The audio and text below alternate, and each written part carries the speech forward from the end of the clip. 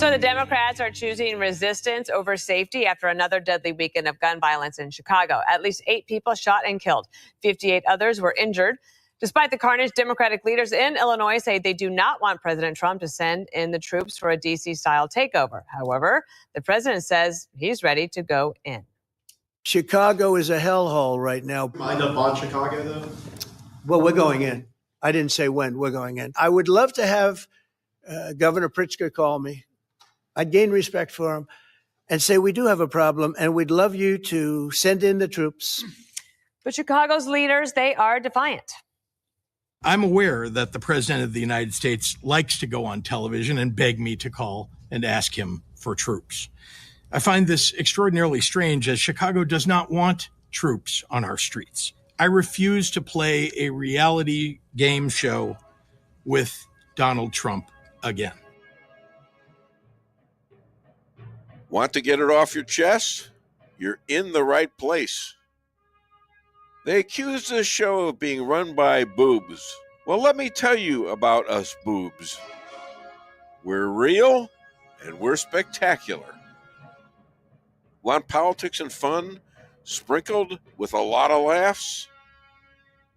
Heard in every state in the Union and 1,000 cities around the world. We just finished 16 years of broadcast excellence, now in our 17th year. The Dave Weinbaum Show is streaming live all over the world.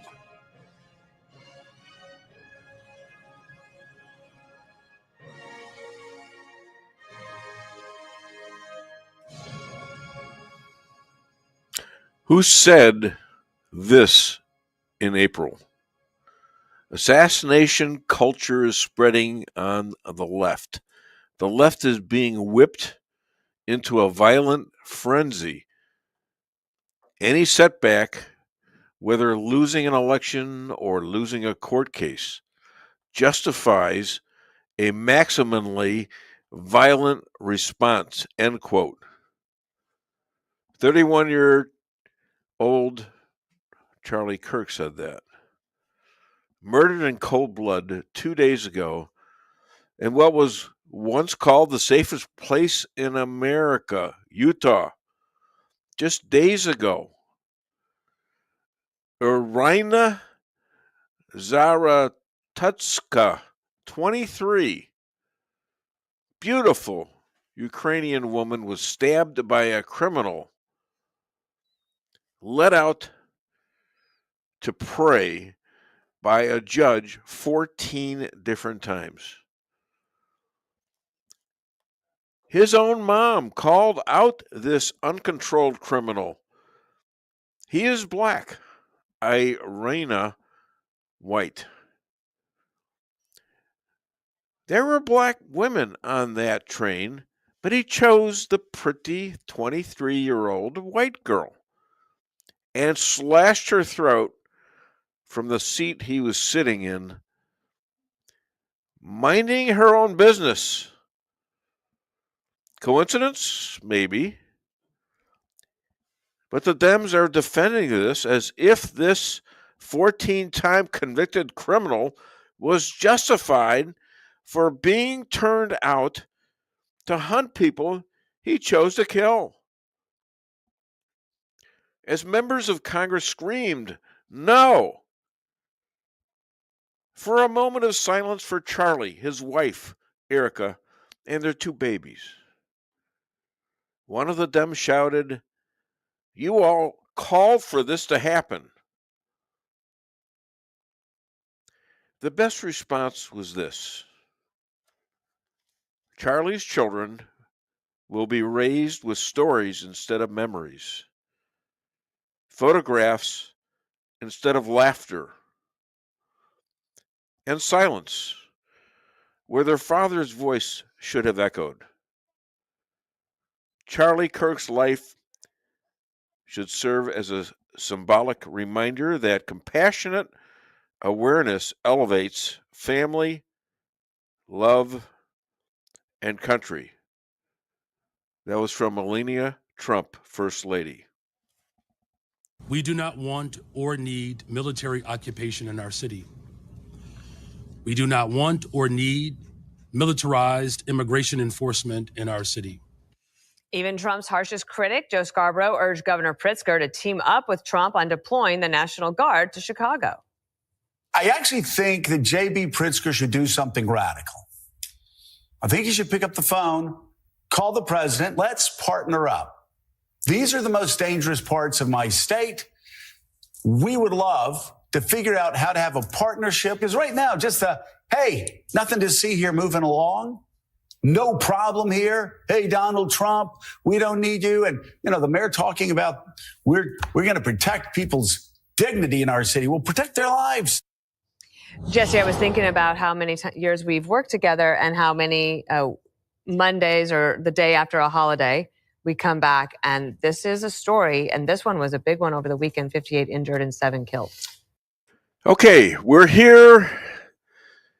And we're sad, and I'm going to try not to be as funny as we are sometimes. We have to have a little humor here, but this is almost feels like a funeral, except we have somebody in here that we love and we listen to, and that is J.J. Bradshaw sitting right across from me.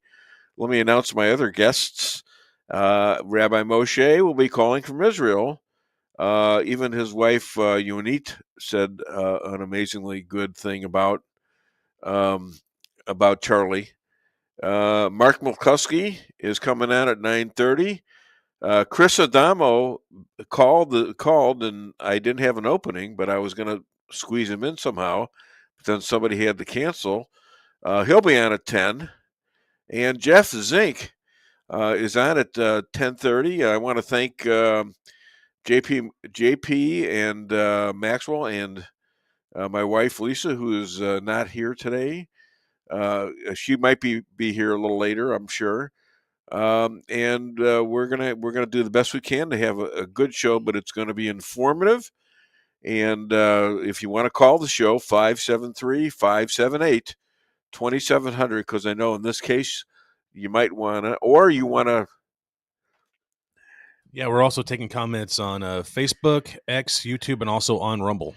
And we had another death in the Maxwell family, if you want to talk about Bridget. So Bridget was essentially an adopted sister, helped raise me when I was younger. She's been living with us for the last year and a half. She was dealing with a cancer battle, and she ended up moving on yesterday morning. So, but we're going to push forward because that's what she would want us to do. And let's face it, we got a lot of stuff that is going on, and we need to keep the fight up. So, and just let me I mentioned Rick Henderson out there in Salem, who does all the bits and the clips. And let me just mention that this is a tough time we're having, and either we're going to let this die away, having more than some of the Democrats agreeing with it, if not all of them agreeing with this murder, because Charlie was a different kind of guy. He would outsmart you. He would outthink you and still want to be your friend if you would allow him. And even those who continue to disagree with him, he was kind to them. He was kind to them. And you don't get that very often. It's almost like an angel. It's like the martyrs that we've known, Moses, Jesus, and he's going to go down in history. He's not going to fade away. There's no fading away for Charlie Kirk that I can see. He is going to be an emblem, a symbol of everything that is good in this country. And with that, let me announce my first guest. This man is 357 years old. 200. Let's 257? 100 on it. Well, it's not the best day in the world to do this, but yes, you don't want to make a mistake with this man because he is armed. And he is 257 years old. Thank you. You're welcome. You're welcome. And still looking good in the neighborhood. And he is an expert on the Constitution, First, Second Amendment. And I think we need to welcome John Jeffrey Bradshaw. JJ, thanks for coming in. Today's going to be a heck of a show, Dave. I'm doing this without notes, so this is all free form right out of my head. All righty. Let's talk about the early days of this country, and then we'll talk some about Charlie Kirk. Back when this country was founded, there was no internet, no telephone, no nothing. Thankfully, Gutenberg had invented the printing press in Germany, and that had come to the States. So printed material was what you had, and face-to-face discourse. For those of your audience who haven't read it, I suggest they read the Federalist Papers, which were significant in the founding of this country. What I'm after here is way back when we talked to each other. We had arguments, we had disagreements. Sometimes we agreed to disagree, sometimes we did not. But at that time, there was no instant messaging. There was no instant communication. Things traveled at a much slower pace. But the man in the street who could read, which was about half of our population at that time, were reading the Federalist Papers and others like them and passing them around and discussing what our fledgling country should look like. Okay, let's fast forward to Charlie Kirk. This is a man that knew the Constitution, knew the history. He would talk with you and ask you to change his mind. Yeah. In doing so, he was back to the discourse that we had when this country was founded. Getting choked up, sorry. So Charlie was just beginning a tour of college campuses to talk with folks that disagreed with him and attempted to change their mind or see if they could change his mind. Yeah. This was done with facts. This wasn't done with name calling, although the other side did quite a bit of that, calling him a fascist and those of his ilk fascist. Well, this little group right here is pretty conservative, so was he. Mm-hmm. And he was leading the banner of conservative talk. Now, his living legacy is this. He had started chapters in high schools and colleges all over this country, hundreds of them. So the thoughts that he had and the thrust of his conversations will live on after him. One of the things that I read yesterday was this. If you want to kill an idea, you don't kill the guy that had the idea because you will cause him to be a martyr. That's right. What comes to mind immediately, 1968, the Lorraine Hotel in Memphis, Tennessee, Martin Luther King was assassinated. At that time, his movement was rather small. It was rather isolated. Now, remember, this was the end of the 60s, so there was a lot of radicalism going on. And killing him elevated his movement beyond even his dreams. Yeah. This is going to be Charlie Kirk all over again. So, R.I.P. Yeah. During the Obama years, where a lot of this kind of hatred for others was noticed and increased by a lot. There was when there was a guy that worked for Obama. I just read this over one of my columns, but way back in 2016.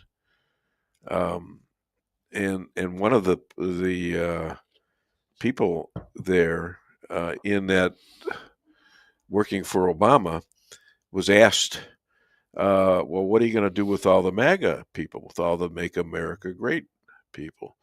He says, well, we're going to try to teach them. We will try and teach them. Well, what happens if they still believe as they believe? We'll have to eliminate them. 25 million. Okay.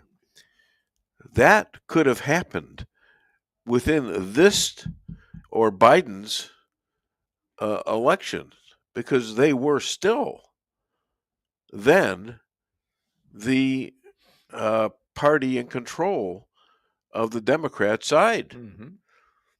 And here comes Donald Trump being a thorn in that. He's a thorn in their side. And they tried to get rid of him probably about 6 times. And they got rid of Charlie Kirk. Mm-hmm. And I don't think that will bode well. And I don't think it should bode well for anybody, whether you agree with him or not. When we start killing each other, pretty soon the side that is being picked on is going to wake up. And we're going to wake up. And we know there's a risk now, a bigger risk than before. But some of us go around armed. And some of us go around as if we're unafraid, although we are a little fearful. But we believe we're doing the right things as God wants them to be. You were a member of the Tea Party movement, Yes. as was I. I remember a Lions Club Park meeting where you were the MC. Yes. And, of course, that preceded MAGA. That's the roots of MAGA. But you're familiar with the words, the silent majority. Right. That was coined in the late 60s, early 70s, and suggested that the majority of people in our country may have beliefs other than what the current beliefs are, but we don't say anything about it. We just keep it to ourselves. We go along and live our lives, and all we ask for is to be left alone. We have leftists in this country, a lot of them at this point, who think that it's okay to kill us, who think that it's okay to silence us by any means necessary.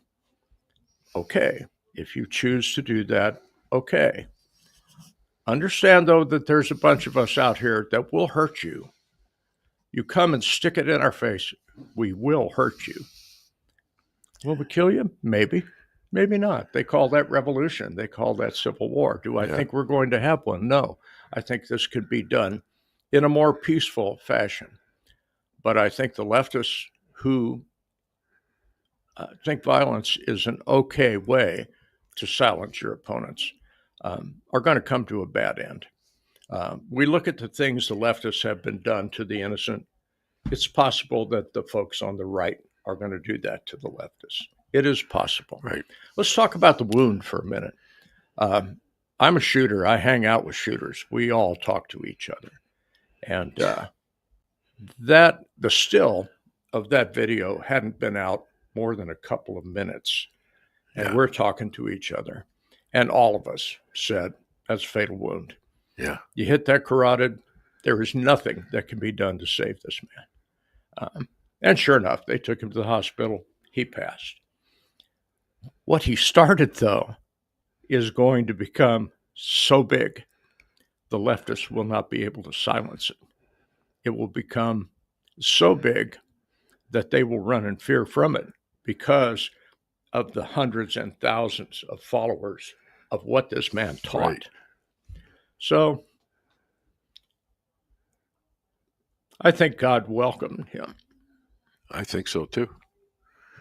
And I think he'll be with us forever, dead or alive. We're going to be honoring Charlie till the end of earth. Yeah, and I think so. and God will like that, and God will take care of Charlie. I believe that. He's probably up there right now, talking to people who may disagree with him. Convincing them with his knowledge and with his love of God. Can we talk about the other side of this? Sure, you can talk about whatever you want to. Carolyn Levitt Yeah. kicked out MSNBC and CNN from the White House briefing room because of their disrespect for his passing. Are you aware of that? No, wait, say that again. I'm sorry. Carolyn Levitt kicked MSNBC and CNN out of the White House briefing room for their disrespect. Right. Good. She said, see you in 30 days, maybe. Let's talk about some other things, too. Well, there's a guy who got fired, was Dowd out of, I think it was MSNBC, for saying it was like deserved. Well, we have, I don't recall the name at this point, but a student services person in a university fired for her comments regarding this. So this is very much charged with emotion on both sides. I actually think the conservative side is going to come out on top. Well, I think you're right. Yes. Good morning, Lisa Weinbaum. Yes. Hi. Yes. We're glad you're here. Would you do me a favor, please, You honey? too. I'm glad you're here. I Honey, want to talk to you. honey. Well, thank you. Oh, well, good. Would I you hope do it's that? good stuff. I'm thirsty, and I forgot. Yes. I didn't have time to get water. Yes. Thank you, dear. Did you end up with a bagel this morning? I did. It was very good. Yes. He always And gets breakfast. I never do. what's that? He always gets breakfast. I never do. I ended up with a McDonald's burrito this morning. Oh, did you? How was it? Well, I'm trying to improve your cash flow. Oh, thank God. Thank God for Well, we you. got to keep you in business. Yes. So, even Pritzker. Now, J.B. Pritzker is a multimillionaire, billionaire, whatever. He does not live in the hood. And he has been trying very hard to not say negative things about Charlie Kirk. Why? Because he's got National Guards that's fixing to flood his city. He has really aggravated Donald Trump. And I think the man is astute enough. He does not want to add more kindling to that fire. You think he's letting up? It doesn't sound like that to me. Now, I haven't. He's not letting up. He is just quieting down a little bit. Okay, don't poke the sleeping tiger. Oh, he's been poking him real good. And he poked the 1-6ers too. You know, this guy is really screwing the pooch on this thing. Yeah. Every clip you see, he is defiant about troops. Oh, we don't coming need to any more his town. police. Now, Chicago is as likely a place for you to get killed as anywhere in this country. You can't go to a restaurant. You can't walk down the street. You can't drive your car down Michigan Avenue because someone will hijack it. Yeah. And J.B. Pritzker is defending that. Well, and there's also a drug cartel, and there's trafficking going on of children and women. And he's probably protecting a lot of money that's going from the cartels to him to allow this to happen. Indeed. So he's got a lot of personal property that's coming into him over these deaths. That means to him, black lives don't matter. No lives matter to him. Well, that it's more it's Chicago. This is a Chicago way of living. But this is any blue city. Yeah. Baltimore, Portland, Chicago. You and I both know what the list is. Yeah. That have been run by liberal Democrats, kooky, crazy liberal Democrats for decades. And look at the hellholes that they have become. If you were a businessman, would you want to open a business in Chicago or Portland or Baltimore? Hell no. I don't think so. Very likely you're going to go to a red state, maybe Texas, maybe Florida, where business is welcome and personal liberty is welcome. And, just take a look at the statistics. New York City, Los Angeles, San Francisco, businesses moving out of there because of the unfair business climate, because of the high cost of living, because of the insanity that the blue folks have brought. I think back to Charlie Kirk, he pointed these things out, and he would argue them in such a way that even if you didn't like what he had to say, you accepted what he had to say. Multiply that by hundreds, maybe thousands of Charlie Kirk little organizations Yeah. in high schools and colleges around this country, I don't think they're going to be able to stop this movement, Dave. I think it's already started, even before Charlie. And Charlie has a big part in this starting, because if you look at the last election, which he helped garner with the youth, Trump gives him great credit for all the young people that he was able to convince to come over. But not only that, all the blacks and Latinos and the Asians that came over, incredible stuff, incredible change has started already. And I think it was just as much retribution to have Charlie out of the way than it was that they fear him now. He did a lot of damage to them just by talking. Yeah. He wasn't threatening anybody. He wasn't doing that. And quite frankly, there's the businesses in Chicago now are all leaving. Yeah. They're all leaving. Boeing, for goodness sakes. That's huge. We're talking some heavy hitters. That's heavy hitters. Yeah. And you know what now? The mayor is Benny Johnson. And he's saying, well, I guess we're going to have to raise taxes for the rich. Oh, of course. Well, okay. Well, that is a thing that's going to happen. And what's Chicago going to do when everybody leaves? All these money makers, in order to have tax, what are you going to do? Who are you going to tax? The people that are destitute? They're going to get the hell out of there too. They got nothing to live there for. Chicago may not exist in a couple years. Oh, I'd like that. I'd like to wander through those empty streets. And I'm from there. I know. That scares me to death. Yeah, right. Okay. So I want to make a quick point to kind of bring this back to kind of the history that we talked about at first. When Obama ran, I believe Obama was the person that really began to sow seeds of discourse everywhere. Oh, sure. And remember what his campaign promise was. I'm going to fundamentally change America. Mm-hmm. He did. Yes, he did. It was just for the negative, but he was making it out like it was going to be a positive. Mm-hmm. When people like George Floyd and others are martyred, and I use quotes in this context, they riot. They burn down cities. Right. More crime happens. When Charlie Kirk is actually martyred, we hold vigils. Yeah. Big difference. That is the difference between us and them. Yep. Not the same. We believe in the rule of law. They do not particularly. I can tell you this, though. My little neighborhood out here east of Rolla, if you decided to hold a riot, it would last, long enough for us to get armed. Yep. So 20 minutes maybe. Yep. If you decide to burn down one of the houses, we'll put the fire out, and then we'll put you out. Yep. That's vigilante justice. I recognize that. But we don't have very good law enforcement out there, so you got to protect your own. Sure. The point about that is, though, in the mind of the radical liberal, it's okay to kill.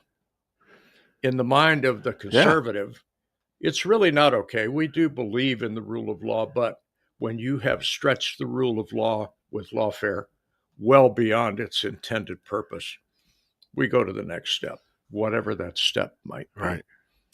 All right, let me tell you a little about Second Amendment. Are you ready? Please. I just came from a week in Iberia hosting the largest three-gun match in the state of Missouri. We were talking about guns, weapons. This was 132 shooters, competitors, including 22 juniors, all armed, every single one of them. Did we have any killings? No. Did we have discussions? Yes. Did we have arguments? No. People treated each other with respect and dignity. Why? Because we're all equally armed, and that tends to make you a respectful, polite person. Yeah. Not on account of fear. It's just on account of respect. Right. Had the best darn time of my life up there. That was so much fun. And came back exhausted. When you live on 5 hours sleep a night and way too much alcohol, not good. Not a good You thing. told me the story. That I don't think you want to go through that. No, again. we won't go there. But, yeah, it was a good time, and it says that the Second Amendment is very much alive in our country. Yeah. At least in pockets. Sure. And you will not find a more responsible, law-abiding group of people anywhere. Not a criminal among them. We would throw the criminal out if we realized that there was in our midst. Get out. Don't come back. If you come back, bad things will happen to you. So go away. Yeah, the second is still alive. And this show and Charlie Kirk keeps the first alive. Yeah. So, yeah, that's all I had to say about that. All right. It was good. I'll do it again next year if I can still draw a ragged breath. Well, how many of those people out there in that gun range openly hate America? Not a one. Not a one. How many of those in Congress right now who happen to be Democrats and a few rhinos hate America? Oh, many. Exactly. They hate America. They want to destroy it and rebuild it into a communist or socialist paradise, which there is no such thing, by the way. They want to make it what Obama wanted to make it. Well, that's what he wanted. And there's an awful lot of us that are not going to let that happen. And the way to get it was to go through 25 million. At that point, 25 million. Now it's probably up to 50 million people who love America. You know? Yeah, I do know. JP, you're going to say something. Some breaking news: they have the believed suspect in the Charlie Kirk assassination has been found, and he is in custody. And he was, according to reports, was turned in by his own father. Good. I'm glad what? He alive. Yeah. Turned in by his own father? That's what I'm reading right now. Wow. Yeah. Okay. Big scoop here on the Dave Weinbaum Show. Let's talk briefly about our new FBI as opposed to the old FBI. Yeah. The Obama-Biden FBI was as corrupt at the top as is possible to be. Yeah. I think down in the ranks, we still had FBI agents that intended to do their job as they swore they would. Sure. The old FBI would have probably managed to get this guy killed so there wasn't a whole bunch of scandal. The new FBI, notice how meticulously, what you've seen on the news anyway, how they collected evidence. They collected his forearm print. They collected his handprint, his shoe size, one bit at a time. Why? So they could make a case against this guy when they caught him. Yeah, right. And killing him would have destroyed that. It would have. It's like the first guy that tried to eliminate Donald Trump. Crooks was his name, I believe. From the rooftop? Yeah. He was killed, and then he was burned. 3 days later, they cremated him. Yeah, they cremated him, cutting off all possibilities of getting an investigation to figure out how this happened. Cover up. Nothing. Yes, but that's a cover up. Yeah. A murder and a cover up. That's what those guys did. I got to tell you that the new FBI and the new DOJ will have none of that. They've got Donald Trump saying, you will follow the rules. You will pursue this within the law. Within the law. Yeah. Within the law, using the law. Mm-hmm. Not what you're going to do to hide this. Oh, this will not be lawfare. There will be none of that in this administration. So they actually caught this guy live. Wow. He is going to be arraigned. He's going to go to trial. That's amazing. Unless he pulls an Epstein. I wonder if his old man got the $100,000. Well, good. He's probably down at the casino right now. It's not funny, but, well, still. It is kind of funny because liberals ought to be caught. They ought to be incarcerated. They ought to be tried by a jury of their peers, convicted, and go to prison. That's the way it's supposed to be. And for years, for decades in this country, there have been two sets of law. If you are a liberal, an elite, a rich person, you got a pass. If you're J.J. Bradshaw, you don't get a pass. Yeah. You get to go bankrupt trying to defend yourself. Yeah. I think those two pieces of so-called justice are finally merging together into one. I certainly hope as so. it was intended by the founding fathers. Certainly hope so. I hope so too. Yeah. I think there is some positive hope for this country. And it's the MAGAs and the Tea Party folks and those who are willing to be outspoken at whatever that risk might be. That's what the fathers intended. Yeah. All right, my friend. I got the rabbi coming on in a couple of minutes. We got enough time to do commercials. I want to thank you so much for being, once again, a friend and a brilliant guy and a good guy. Please give it up for John Jeffrey Bradshaw. Thank you, sir. Have a great weekend. I shall. Hi to the wife. All right. So we're going to do commercials right now. Hit it.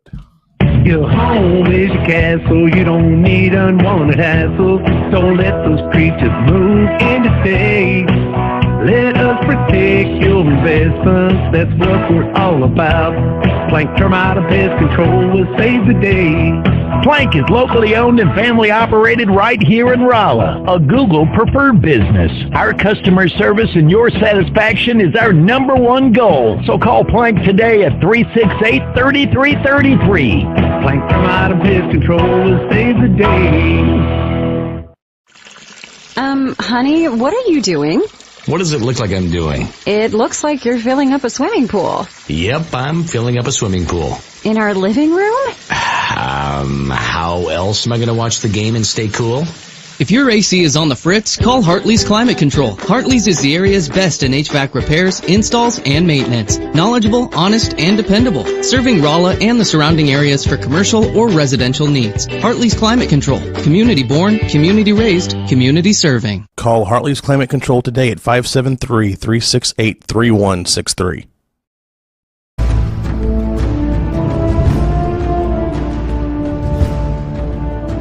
Never be too coy to tell your friends and family about koi sushi and hibachi. Celebrate the best Chinese-Japanese restaurant in the Midwest. Call 573-426-5551 to make a reservation or order takeout. Locally owned, 1808 North Bishop, Rolla, Missouri.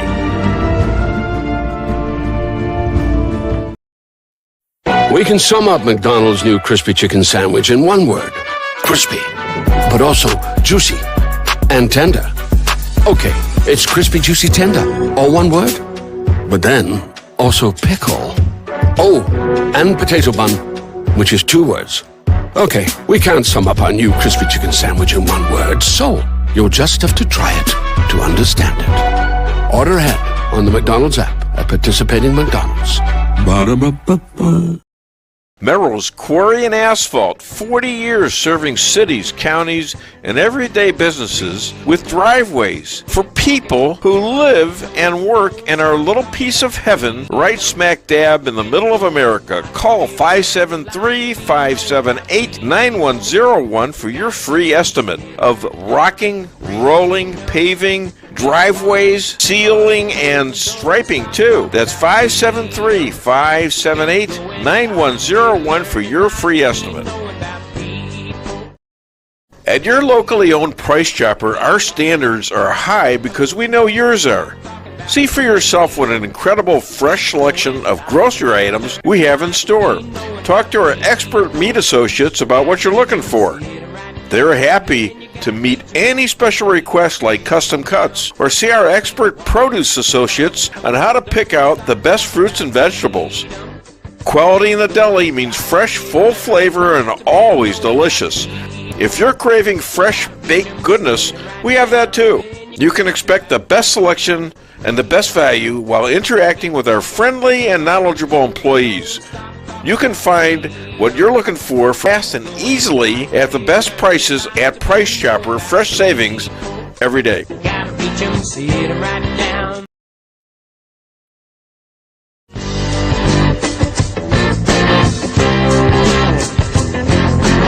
A-Car Real Estate, where experience matters. 532 million sold since 2003, the #1 sales volume in Phelps County.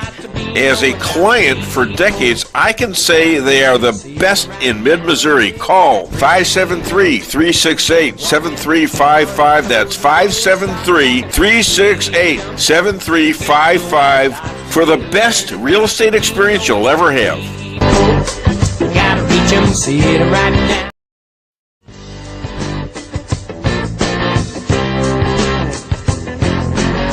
Insurance going up like crazy? Daniel and Henry Insurance is one of the largest private insurance companies in the world.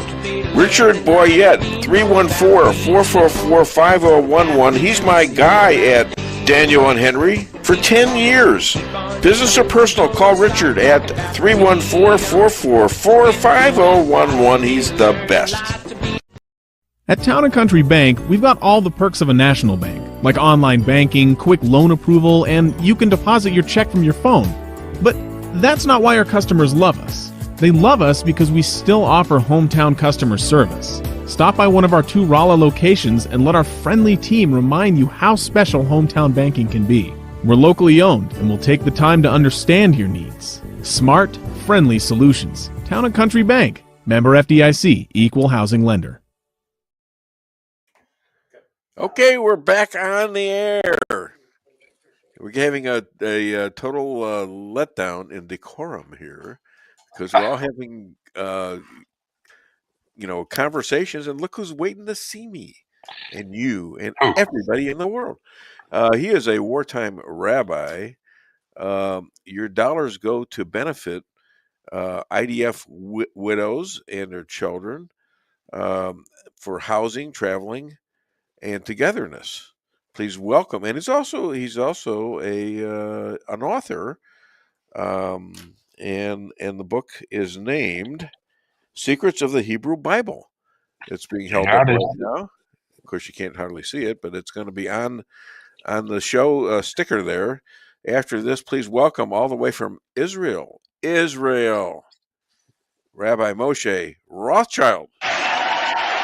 Hello.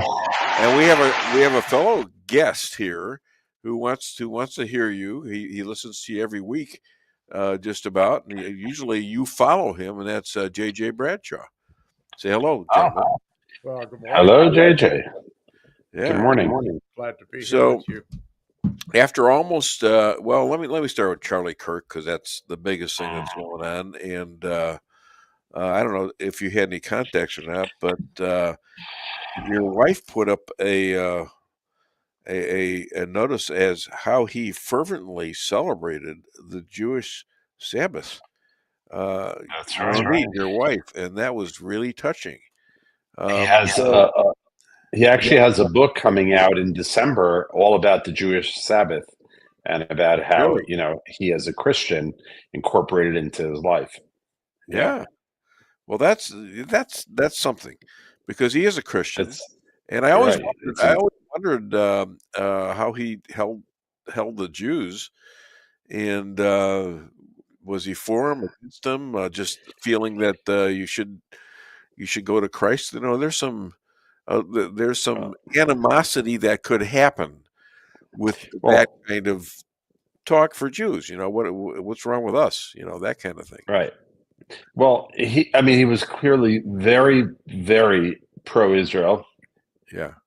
And he had a lot of, I have a good friend of mine who was good friends with him.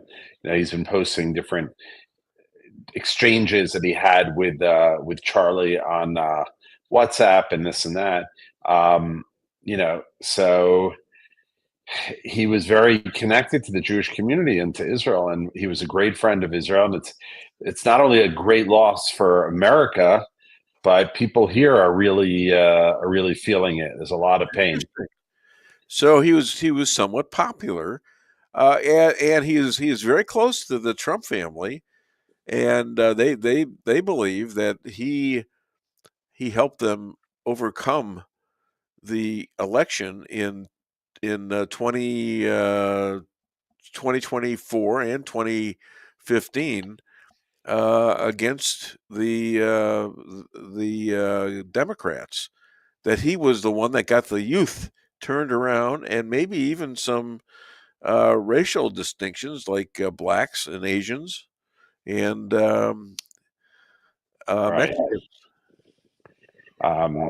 Look, he was relentless. He didn't stop. He was always speaking to different audiences, black audiences, Hispanics, whites, gays, anyone. He was willing to talk to anyone, even though they obviously didn't agree with him, but he believed very strongly in the power of dialogue. He started off by, I think going to college campuses, he would just put a sign, sit at a table, and write "Prove me wrong." He was willing to listen and to dialogue. So, I mean, it's just. And he also went to places like Oxford and debated. He went everywhere. Yeah, he was relentless. He was constantly with people that allegedly were brilliant, and he beat them easily for somehow. Without a college degree. How smart was that guy? I mean, how smart was he? Yeah. I mean, he was. I mean, I never tested his IQ, but he was. If you just listened to him, he was clearly, a very smart guy. Yeah. And the funny part of him, I've seen him in person. I never seen him in person. Or not at a CPAC. And I don't know whether I shook his hand or not. I wish I could have, if I could go back in time. But he was following me on Twitter, and I found out my son, Aaron, called me up when the day he was shot, and says, he followed me. I wasn't aware of that, but he followed me on X or Twitter as it was then. Right. And that's pretty interesting. I do send him a lot of stuff to repeat and all that stuff. I don't remember him ever doing it, but okay, whatever. Yeah, it's an incalculable loss because remember, he's only 31 years old. It's not like he's a 70-year-old guy who's been talking for 50 years to audiences. He's really like just getting his career and his life started, and who knows where he would have ended up. Well, they already asked if he wanted to run for president. That could have happened. And that would have been very interesting to see that, wouldn't it? Because Trump would back him probably. I mean, he could have been in 28 election. Yeah. You have to be, I don't know, you have to be 35 or 38 or maybe, but he would have been. He would have been that in 28. That's for sure. Yeah. He would have been, he'd be almost. He'd be 30. So I guess we'll never know what he would have, how his career would have progressed, and what would have happened. But they caught the guy today who killed him. Yes, we just heard that. Do you have any new news? Tyler Robinson. What's that? Apparently his father turned him in. Yeah. His name is Tyler Robinson, I think. That's all I know. They're saying the shooter's name is Tyler Robinson. Tyler Robinson. Thank you, Pat. He's from Utah. I wonder if his father's going to get the $100,000 reward. I just said that. Oh, did you? Well, that's almost a Jewish joke, and it's not funny. Not today. Maybe in a month. Maybe in a month. Give it a month. And you thought of the same thing I thought of. Did the guy get the money? Did he do it for the money? I don't know.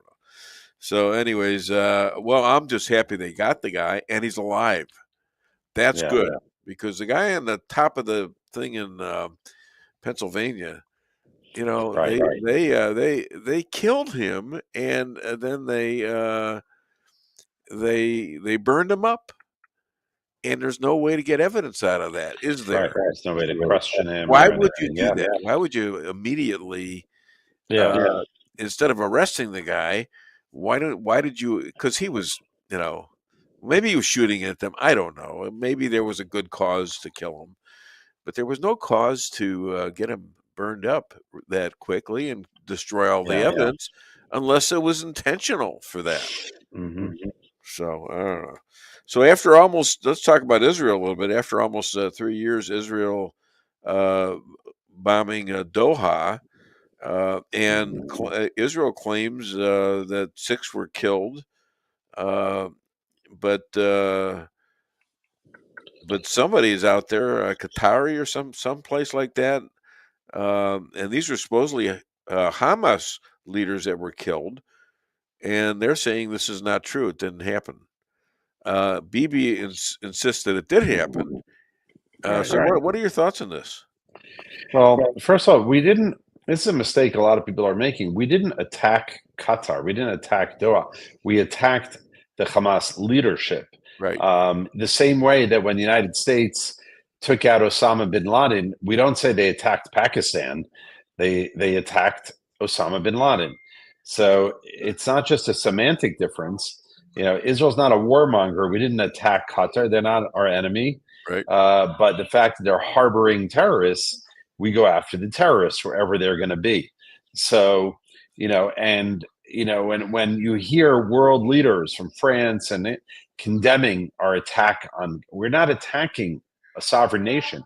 No one had a problem when the United States went after Osama bin Laden, who was in a sovereign nation of Pakistan. Yeah. No one had a problem with that. But suddenly, of course, there's always a double standard when it comes to Israel. When we go after the ones who are the masterminds and finance and are behind October 7th, right? The world, these world leaders, England, France, they go crazy. But when the United States goes after Osama bin Laden, no problem. No one says a word. Well, how many countries are currently harboring anti-Semitic, anti-Israel terrorists? I'm sure there's no shortage of them. But the question isn't why did Israel attack Qatar? The question is why is Qatar that I would agree hosting terrorists? I understand that. Well, okay, why is Qatar harboring terrorists? Look, if you're a terrorist, it's a great place to stay. It's a super wealthy country with super exquisite hotels. So I'm sure. Where did they come off saying that that's a bad thing then? If these people are known Jew haters and killers, see that's where I'm going with this, because you've got a lot of this all over the world that are harboring terrorists. I mean, from the river to the sea has gone all over. Well, all the seas and all the countries, and some of them have accepted this, including Germany, including Ireland, and including Spain, including England. Right. I don't know if it's true, but I did read today that Qatar is going to expel whoever's left of the Hamas leadership, and they're going to go to either Turkey or I don't remember there were two other possibilities that they would go to. Maybe Malaysia, I think, was one possibility. So that's the question. Why doesn't the world speak up and say, why is Qatar harboring the Hamas leadership? That's the real question. No, the real question is what? No, to me, it's not. To me, it's what are we going to do about it when they start killing Jews in these other countries, and they already have? In which countries? These countries don't have Jews, half of them. Well, sure, England does. Spain does. Every I named has Jews. Australia is a good example. They're killing and or burning the businesses of all these Jews, and in Australia, where you lived for a time. And look, the Jews there.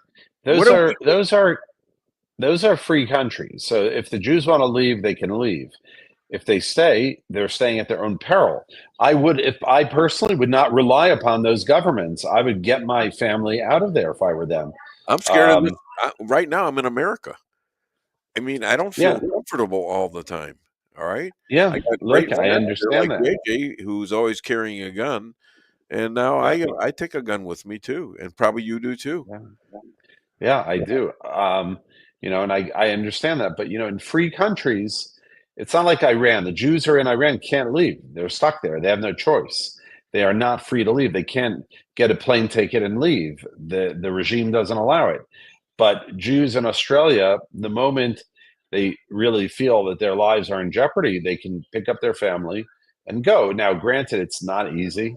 After you've built a lifetime there and you've been there for centuries or 50 years, 100, whatever it is, it's not an easy thing to get up and go.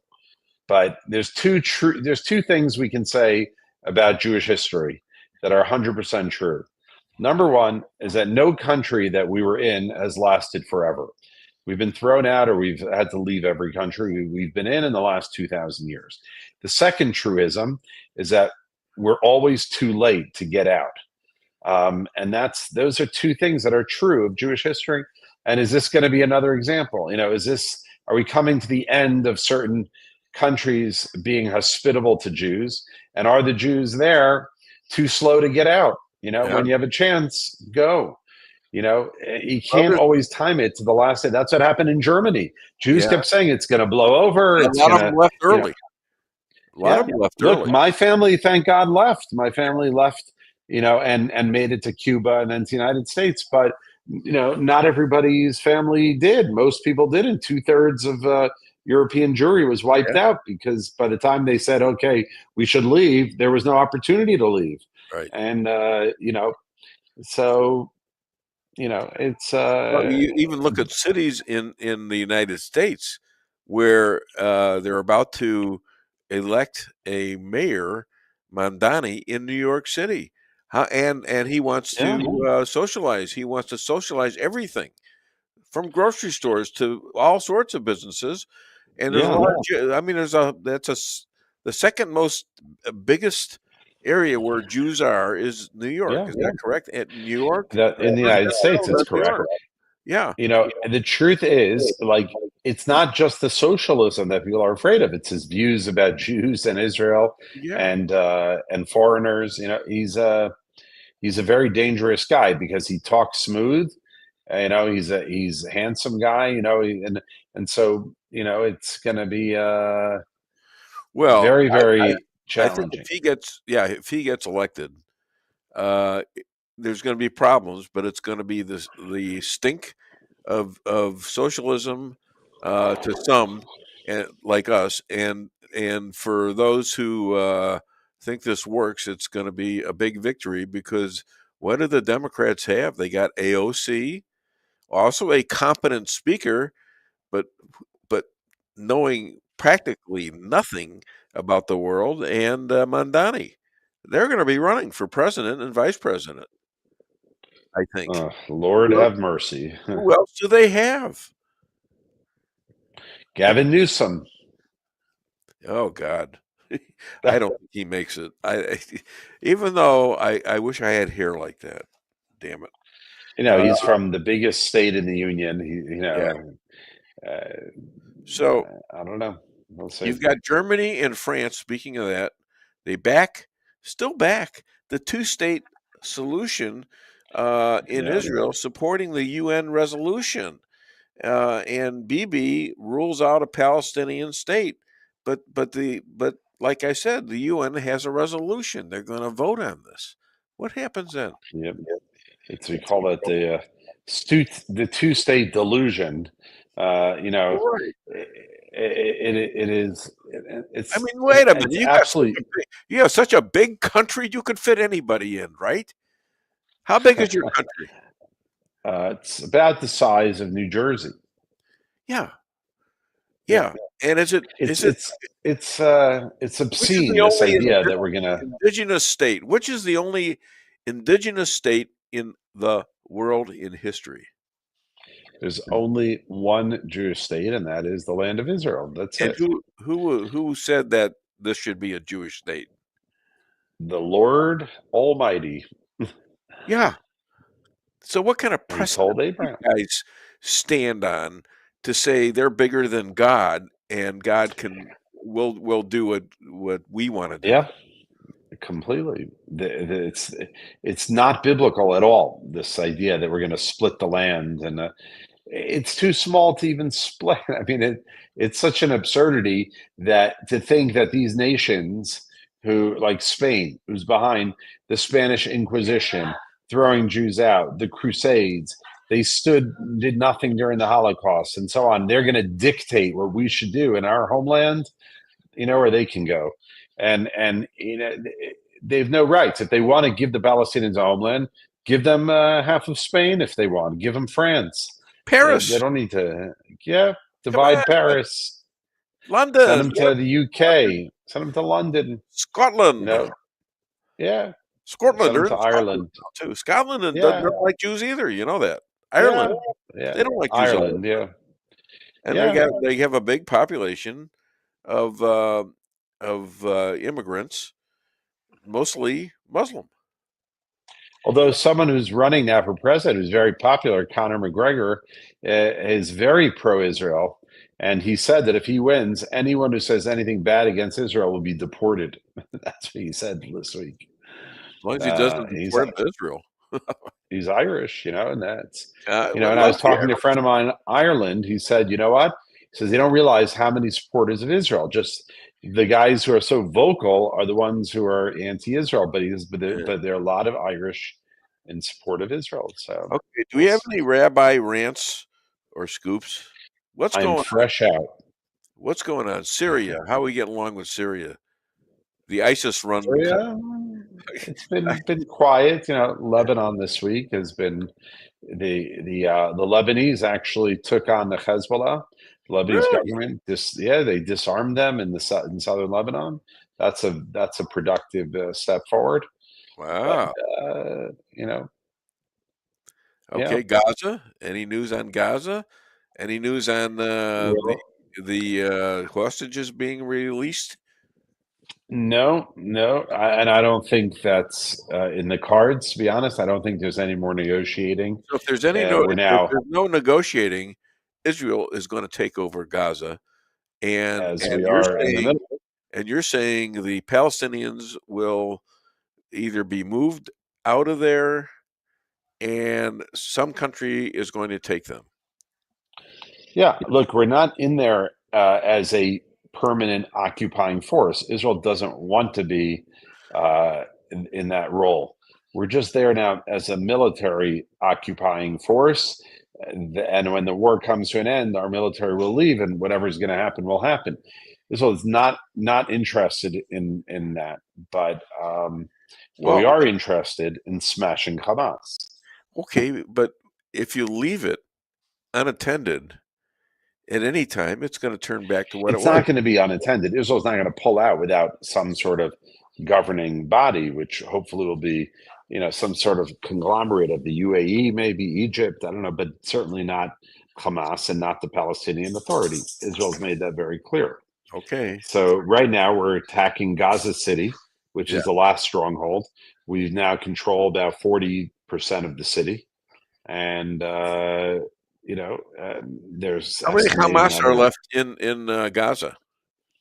I don't think we know those. I don't think we know those numbers. I don't think we know the numbers, but certainly not much is left of their leadership.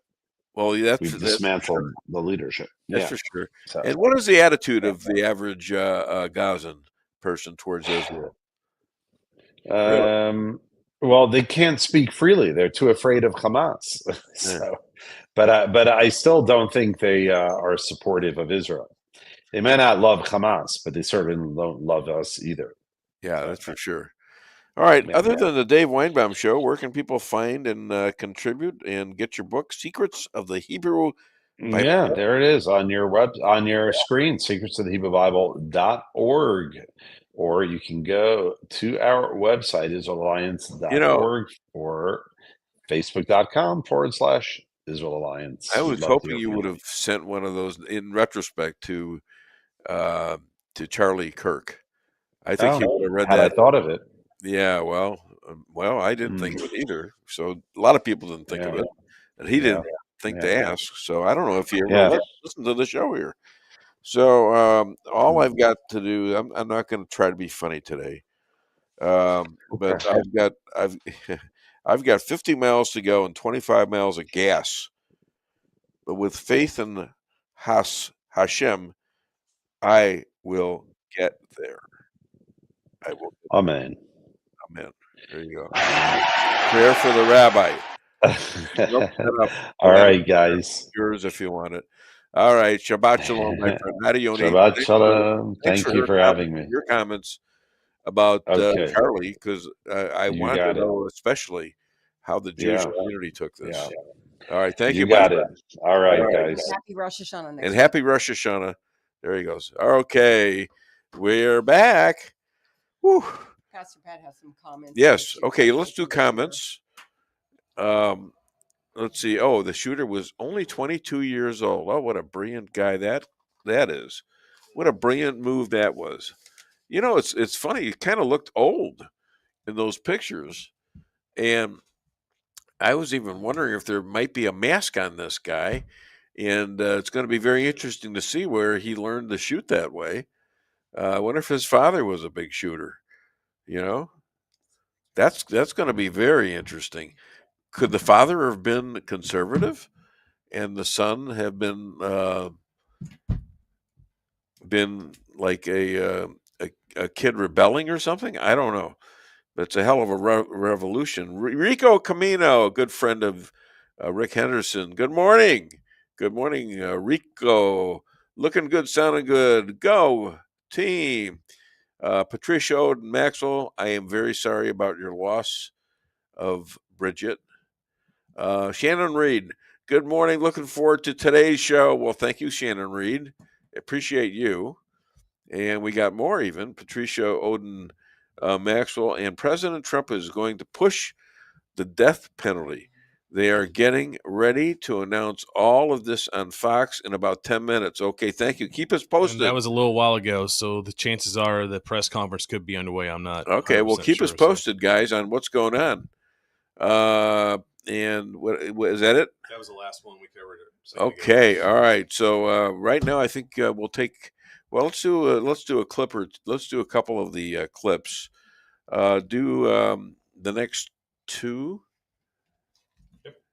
Okay. The Democrats keep on saying, well, the homicides are down. They keep saying, they went from 900 killed to 600 killed a year.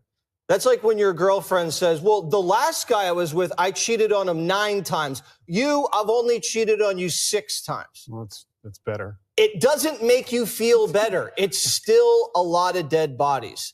Now, he called in the guard for the DNC over the summer. Remember, Dana? We were there. It was safe. It was secure. They had the guard there, but they won't call the guard in for the South Side. That's racist. The South Side's huge. It's very hard to handle. I think it's 234 square miles. It's bigger than Boston, San Francisco, and D.C. So it's kind of like a densely populated flat area with row homes. It's very, very hard to police. You would know better than anybody. And there's certain neighborhoods on the South Side where it's more dangerous there than in Iraq. So why not use the surge? It worked in Iraq, and it should work in Chicago. You put a lot of boots on the ground, and it frees up locals to do the dirty work and go in and get the trigger pullers. It's worked in D.C. It should be able to work here. It's the heroin highway, they call it, because all the drugs come from Mexico through the highways right up to the hub in Chicago, because it's a great distribution point. You get O'Hare, you get the lakes, you put them out on the boats, you got rail going everywhere, you got highways going, different arteries throughout the country, and you distribute it. So the cartels give the drugs to the black gangs, they distribute it, and they're the ones killing each other.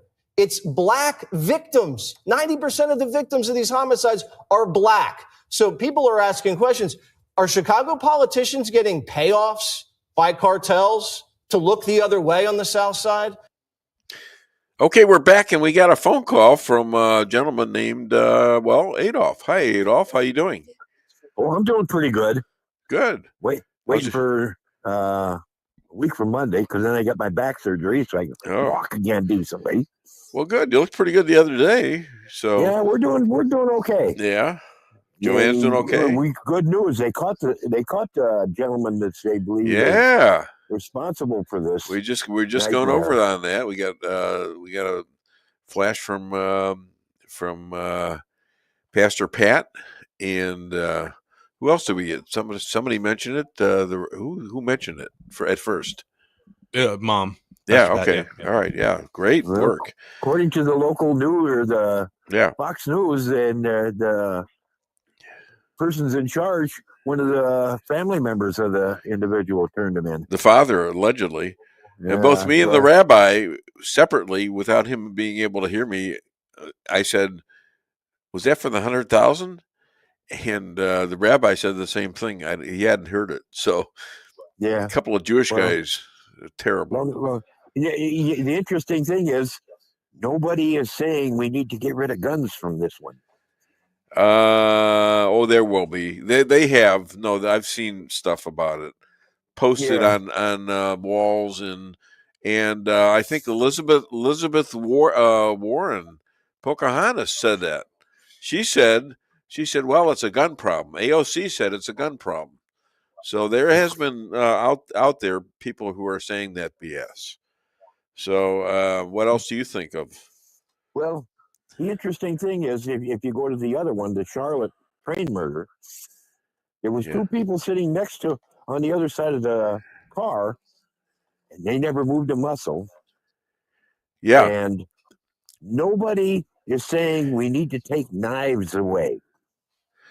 Well, yeah. You can kill with a knife. I mean, we should all go to these plastic sports and not have knives available. Well, that's an interesting thing, and I've been wanting to put these clips on, and I want you to hear it because it's about the woman that we're talking about here, a 23-year-old woman who was riding the train, and she was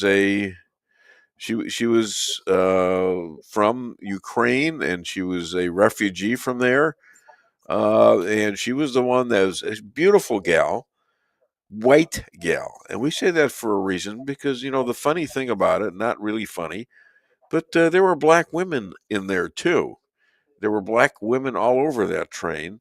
And this guy decided he saw a pretty white woman, and he jumped up behind her and killed her, stabbed her in the neck.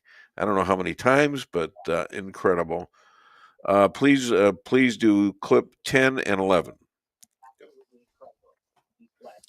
Authorities in North Carolina have released surveillance video of the unprovoked murder of a woman on a Charlotte commuter train. There needs to be change. We are not showing the attack, but moments after this video was taken, 23-year-old Irina Zarutska took a seat in front of the man on the right in the red hoodie and began scrolling on her phone. After a few minutes, police say the man identified as 34-year-old DeCarlos Brown took out a pocket knife, stood up, and stabbed Zarutska several times. Passengers rushed to help her, but it was too late. Very alarming as a woman who rides solo. People have harassed other people. You can tell that they're probably not mentally well. Brown was arrested after stepping off the train and faces first-degree murder charges. He has more than a dozen convictions dating back to 2014. His own mother says this tragedy could have been prevented. She says after he served 5 years in prison for armed robbery, Brown began to behave strangely. She says she got an involuntary commitment order and he was placed under psychiatric monitoring, diagnosed with schizophrenia. But she says he got so aggressive, she had to kick him out of her house. Earlier this year, he called 911, making what police describe as paranoid claims. A judge ordered a competency evaluation, but he remained a free man. The case highlighting challenges in the judicial system when it comes to mental health. A retired judge saying resources are spread too thin. As for Zarutska, her family says she was a talented young artist who had come to the U.S. to flee the war in her home country of Ukraine. Thoughts, Adolf? Yep. What do you think? I think they're absolutely correct. Yeah. It may be a mental issue, but you can't just turn them loose. Well, this mental issue doesn't mean that we're all supposed to be cognizant of that and risk ourselves every time we go to public transportation or walk out of our house, walk into an alley, take out the garbage. No, this is ridiculous. This is ridiculous. And that judge who let her out for 14 different times, let him out for 14 different times, he needs to go to jail and he needs punishment. He needs to be accountable for this. And the Dems are all for this. So this is we can't keep them in. It's ridiculous. Patricia and Maxwell, they are retrieving text messages that Tyler sent to his mom, his roommate, giving play-by-play moves as he went along. So there's a lot of people that knew this. Kash Patel is praising President Trump for allowing them to move so quickly. They had Tyler nailed in 33 hours. Yeah, I thought that was going to last longer. So that's a pretty good thing there, you know. Well, and the other interesting thing is, thank you, Pastor regarding Pat. train people, is the last time somebody, and he was a Marine, assisted in holding one of these crazies down, he ended up hauled through the court system and jailed and everything else. Yeah. So nobody wants to touch anything. And nobody in that train, black or white, had anything bad to say about this kid because he saved their lives. Yeah. All right. And he's the one that got into trouble. Unbelievable. This has got to change. I mean, it does. It's got to change. Needs to change real severe. Oh, yeah. All right, my friend. I appreciate your comeback here. You know, sometimes we risk more in peace than in battle. Peace is one of the toughest things we can have. Well, sometimes you have to battle to get the peace, and Bingo. A good peace. That's what we're talking about. Peace through strength. We talked about that with the rabbi, and I think Charlie Kirk and President Trump are well aware of that. They know this. So, yep. All right. Thank you, Adolf. I appreciate you. And Joanne, you take care. Have a great weekend. Have a great one yourself. Thank you. Bye-bye. You bet. Bye. Okay. Well, you know what? I've said we couldn't do funny stuff, but I can't hold on to that. This will be in honor of Charlie, and I don't want to make this a funeral here. I want to have some entertainment that can have maybe people smile a little bit. Charlie was always smiling, if you noticed. He was always happy looking, smiling. The great family who's now going to be without him. You know, I think those kids, hopefully, they've got a great mom, and hopefully will have a good life, even with just the memories of Charlie, and maybe emulate what Charlie did with his life. Because, you know, we're all risking this. Anyone who talks about it, Adolf, anybody who calls, we're all like, you know, they know who I am. And I know I've been monitored and cut down and all that crap. And a lot of people don't like me and because of that. And I don't give a damn, quite frankly, because, you know, I'm saying what I say. You know, I'm going to say what I say because I know I'm right most of the time. And if I'm wrong, I will gladly correct myself. And if I've hurt anybody, I will apologize with a falsity. But that rarely happens. I'm usually right about this stuff, and I'm usually predicting exactly what's going to happen for the most part in most situations because I know some of the people involved. And I talk to these people that are involved, and I study this stuff. I study the people on MSNBC, on CBS, on CNN. And I study what they're trying to sell and what they are talking about and what they aren't talking about, which is a hell of a lot. Anyways, let's do some funny stuff. After I made everybody pissed off, how about Paul Simon and Steve Martin and the baby Trump? Okay, give me just 1 second. All right. Okay, you'll get it pulled up. And we were supposed to see Joe Severino, who's running for governor of Illinois, and apparently he's getting lawfared. He had to go meet with lawyers this morning versus doing the show. Wouldn't that be interesting? They're scared to death of this guy for some reason. And Chris Adamo, another star on the show who will be on at 10 o'clock today, he got him for me. So here we go. I think we're close. We're close. Okay. Boy, you got to take a lot of moves to get that one on, huh? Yep. Here we go.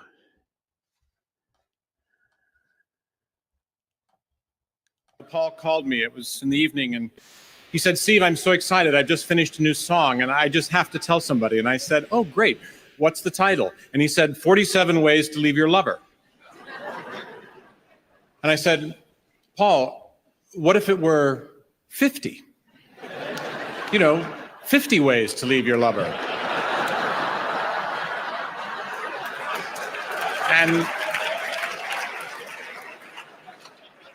And there was a long pause. And he said, "Go on." And I said, "Well, 50 has a nice ring to it, and 47 sounds a little awkward." And he said, "But, I've got 47. I can't think of any more." And I said, "Make a new plan, Stan."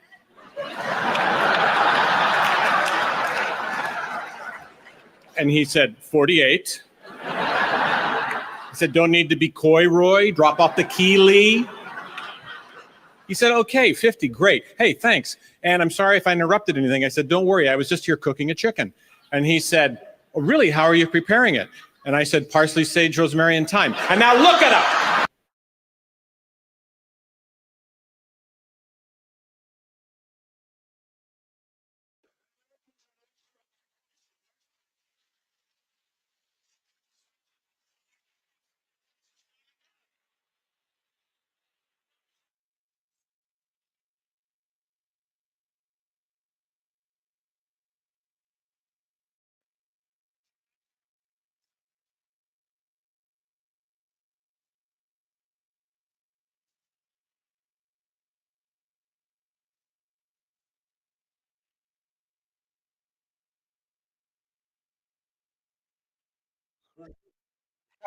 Hey, well, I hope you enjoyed that.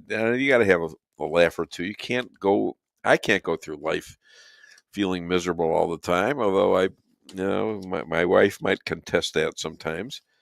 You got to stay with your sense of humor. If you've got any sense, you're going to stay with your sense of humor. And I think that's what kills people. They get so unhappy and they get so fed up, and they just stop doing stuff. That's why I haven't retired. All right, here's a new update. FBI was there at the scene in 16 minutes. They are saying this type of policing happens when you have the right leader in position. Oh, wow. And another one, they tracked down great video coverage of Tyler on the roof and the route he took after the shooting. I thought I saw something on that today from Chris Adamo. Thank you again, Pastor Pat. She's the now official newsbreaker. Yeah, she's the official. She's official pastor of the Dave Weinbaum Show. She might as well be the kid reporter too. The woman reporter to the day. Well, no, you can't just say that. But the kid reporter for the Dave Weinbaum Show, because she's scooping everyone else out of this. That's great. Okay, that's going to be really interesting now. I mean, it would have been so empty if this kid had been killed, and we didn't know what his motives were or why he did it or how he did it. And I think we're going to have that now. And I wonder what the hell his father is. He's probably a college student, 22 years old. I guess he is. And probably knew a lot of people there who probably knew him too. And Utah supposedly is a very, very peaceful place. And I hear they have great security at their football games. But I think they only had like 6 cops there for about 3,000 people. I mean, that's that in this day and age. Come on. Well, and there were firsthand people with accounts on Hannity's show. That's where I heard that Kirk had first passed, was Hannity's show that same day. It was broke on there, and there's people that were there that said that there was very little security and there wasn't even medical personnel, and that's why it took so long to get him anywhere. And not that it would have mattered. I mean, if you see the horrific video of the shot, so much blood is lost in the first 2 or 3 seconds. I don't think there was any hope. That's what JJ was telling us. Him, an expert shooter, saying there was no way, even with a vest on. Somebody said he had a vest on, bulletproof vest. That's what we've heard. Yeah.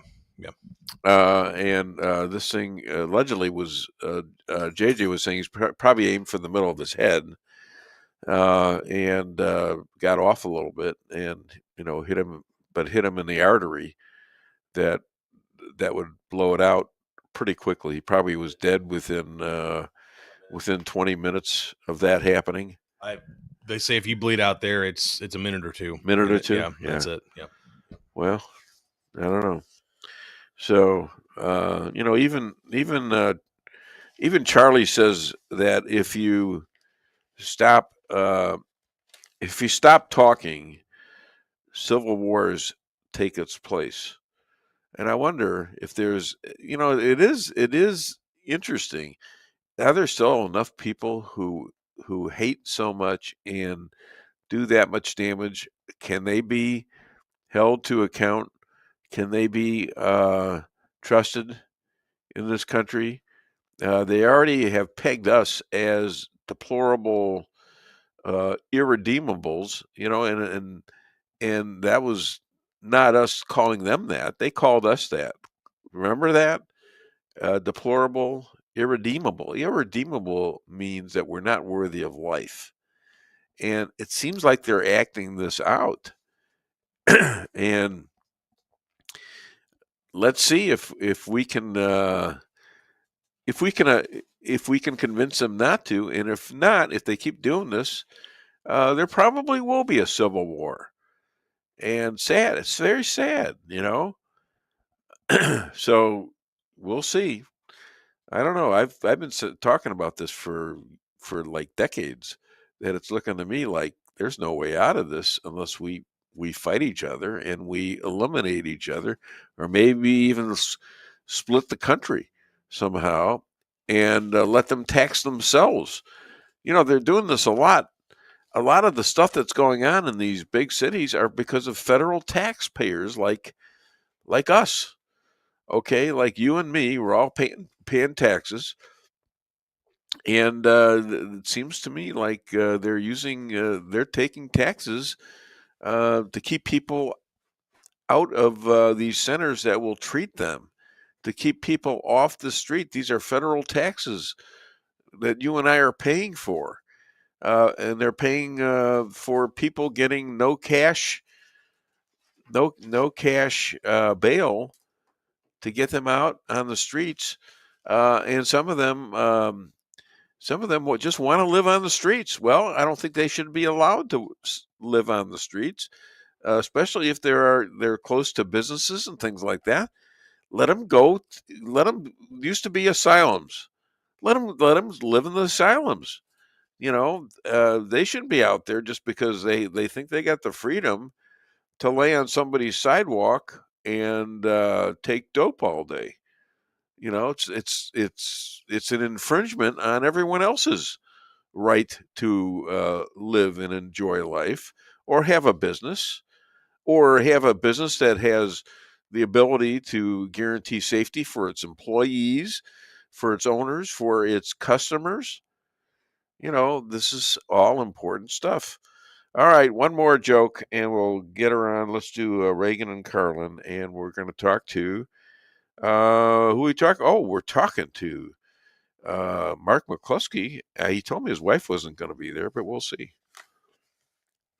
You already are the oldest president in history, and some of your staff say you were tired after your most recent encounter with Mr. Mondale. I recall yet that President Kennedy had to go for days on end with very little sleep during the Cuba Missile Crisis. Is there any doubt in your mind that you would be able to function in such circumstances? Not at all, Mr. Truitt, and I want you to know that also I will not make age an issue of this campaign. I am not going to exploit, for political purposes, my opponent's youth and inexperience.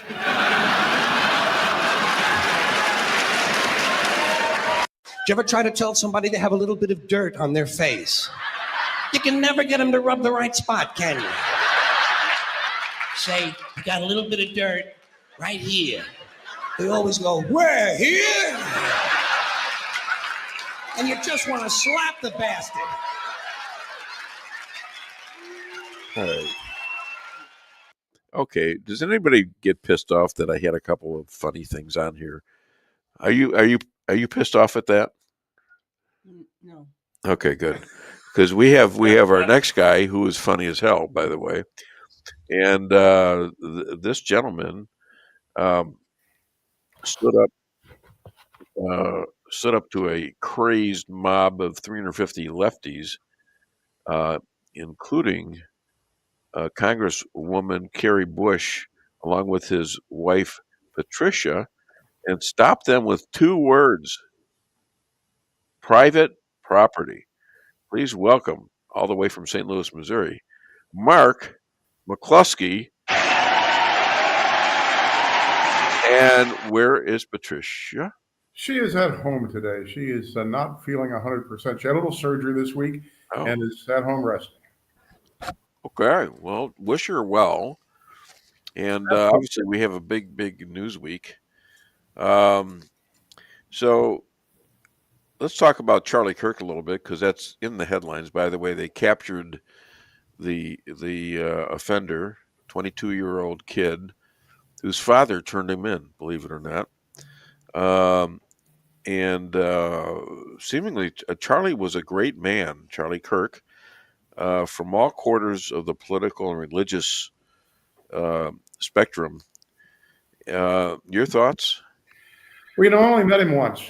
He interviewed me, and before we went on air, he was questioning my ethnicity.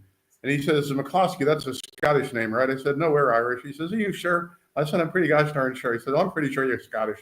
So he was just having he was pulling my chain, as they say. But he was undoubtedly a unique human being. I mean, he had an ability to interact with the young kids out there. And he was Socrates, right? Why was Socrates forced to kill himself? Because he stood in the public square and he asked questions. He didn't lecture people, didn't tell people what he thought. He said, tell me what you think and explain to me why you're right and I'm wrong. That's exactly Charlie Kirk. Exactly. And did so with good humor and a smile on his face. And, he's just all around. Everybody that knew him well, everybody that I've talked to. I was on the phone with the J6er when he got shot. And J6er had a friend that worked for him, said he had just gotten a call saying that Charlie Kirk had been shot, and he got shot in the neck and he was dead. And I was on the phone at that time, right when it happened. But I mean, it took the rest of the world about an hour and a half to be told that, Trump announced it, that he had passed away. But everybody says that knew him personally, that he was the most positive, upbeat, always cheerful, God-fearing man. And the proof of how effective he was at furthering our cause was the fact that he's now deceased. 31 years old. And when he's 18 years old. 18 years old. And he started that. And he didn't graduate college. Yeah. And Don Jr. was on TV, I guess, last night. Might have been this morning. No, it was on Hannity last night. And he was reminding Sean that he was the first guy to introduce Charlie Kirk to Fox. That Don Jr. was supposed to be on Fox that night, and he had some kind of an emergency or he couldn't make it. And he says to Hannity, hey, I've got this kid that you're going to like. His name's Charlie Kirk. And Hannity says, I can't have some 20-year-old kid I've never heard of on my program. And Don says, well, put him on. It'll be okay. It's sort of like meeting a guy in a hotel, and you're sitting there eating lunch, and you don't want to be bothered, and suddenly this guy bothers you, and suddenly you're on his show. Exactly. We're talking about real happening. Yeah. Well, I'll tell you, another version of that. I was out in Colombia having lunch at an outdoor cafe. I had a deposition up there that day, and Patty came with me, and we're sitting on the patio having a pizza, and a guy comes up and says, hi, you Mark McCloskey? And I said, yeah. Guy's name turns out to be Dave, and he was a chairman of the Jackson County Republican Committee. and we got talking, and at some point he says, you think you ought to run for Senate? And I go, holy crap, pardon my language, but here I am having lunch, and I've got the head of the biggest Republican committee in the state suggesting that I should run for Senate. So, his name was Dave. Yeah. Well, there you go. I was going to say Weinbaum, but I'd be lying. Dave Leitner, he's actually the Missouri delegate right now. Oh, but okay. So the next thing I did was I had a neighbor of mine lives down the street who was in the Reagan cabinet. And so I called him up and I said, what do you think about the concept of me running for U.S. Senate? And he said, just go outside, drive some nails through your feet. It'll feel better and it won't take that long. And here you are now. A true story. You are now talking to some little schmuck in Rolla, Missouri. Okay. No, don't belittle yourself, Dave. You're a big schmuck. Yeah, well, yeah, and you know what? I saw you wearing a skirt, so I think you are Scottish. Okay. Anyways, don't tell my wife about that. I'm not. No, never. How much money you got? But in all seriousness, though, yeah, you're a guy that spends a lot of his time out there in public talking in front of crowds. When my wife and I were on the Trump campaign, we'd go from city to city, and we'd get off the bus, and we'd stand out there, and we were doing 7 organized rallies a day for the president in Pennsylvania, and there'd be hundreds and sometimes thousands of people. No security whatsoever. And we drive into these little towns in Pennsylvania, have the people standing on the street waving and cheering and waving flags. And you get off the bus, you have no idea who you're going to face there. Right. But in those days, campaigning for President Trump, it never occurred to me that there was any danger, any risk. These days, it's a different world. It's only been 5 years ago. It's a crapshoot. Yeah. I'm giving a speech down in Cape Girardeau on Tuesday. Am I going to wear armor? Yeah. Wouldn't have helped Charlie. No. That I mean, something about guns, and so I had a guy on JJ Bradshaw earlier on who was an expert at guns. He says and he was at a gun tournament actually. He says all the shooters were there looking at this and saying, "It's fatal. There's no way." And but it's going to be interesting because the guy was only 22. Looks like a pretty difficult shot. He's using this antique Mauser, which is like a World War II era gun, and he's 400 feet away. I mean, of course, we're old farts, Dave. I don't know if I could see a person at 400 yards, but he had but I mean, the bottom line is, I mean, you think of what the size of a head and neck is like, 400 feet away, even with a scope. And then you got to count for windage, and you got to count for drop. Wait a minute, that's 600 feet, 200 yards. Yeah, 600 feet. Yeah, and so the guy's either very good with a rifle, or it was a weird conjuncture of fate that had that happen. I mean, the video of Charlie when he gets hit, putting his hand up, and he knows he's been hit in the neck, and the gruesome videos of just the carotid artery bleed. And he bled out within minutes. Yeah, you had 2 minutes from that carotid artery bleed. Your brain's out of oxygen. There's nothing anybody could have done then. No, he could have been. If you were in the hospital and received that wound, you'd still die from it. And this kid was talking to his friends about it, and telling them what he was going to do. And some of those people out there were outright cheering. Yeah. A lot of people on the web.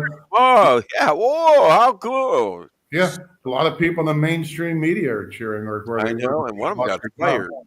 Dowd, I believe it was. Yeah.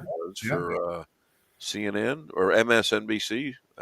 One of those. And then you've got President Trump. And we love President Trump. And he loves being out and being in the public. But I mean, he went to dinner in Manhattan the other night. And then he went to the Yankees game last night. And, I don't care how careful you are and how much security there is. The camera angle I saw when he was getting to his box at the Yankee Stadium, he had a glass plate in front of him, but we were watching him from the side where there was no protection whatsoever. And he owes it to the American people not to get himself killed. He needs to be more careful. He owes it to God, and he owes that to stay alive, because I believe God wants him alive. And it's just incredible how the people are looking at this as if it didn't already almost happen to him. Yeah. And there was a hand of God. You're right. There was a hand of God. You could not come closer to death than that. And just turning his head ever so slightly, just where he caught it in the air instead of in his forehead. I mean, there had to be something there. I mean, something made him do that, and it was like an ordainment from God. Yeah. I mean, it's in the Bible, Leviticus. You read that, and how the guy in Egypt had his brother anointed by him getting bleeding from a lamb's ear, and a lamb's toe, big toe, and all that. The right ones, and then rubbing it into his brother Aaron, and that's how he anointed him. Yeah. You got to have God. That guy in Egypt wouldn't have happened to have been Moses, right? Yeah, it was. Yeah, I had an old man's moment.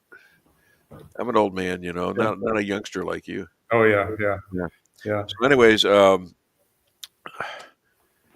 the Charlie Kirk thing is this guy's going to be. They're going to have churches, schools, universities, cities, highways. They're going to have all sorts of things named for this guy, don't you think? Yeah, I think so. If he had not been killed, if he had managed to stay alive, he would have been president by the time he was 40. Yeah. Put that back on, please.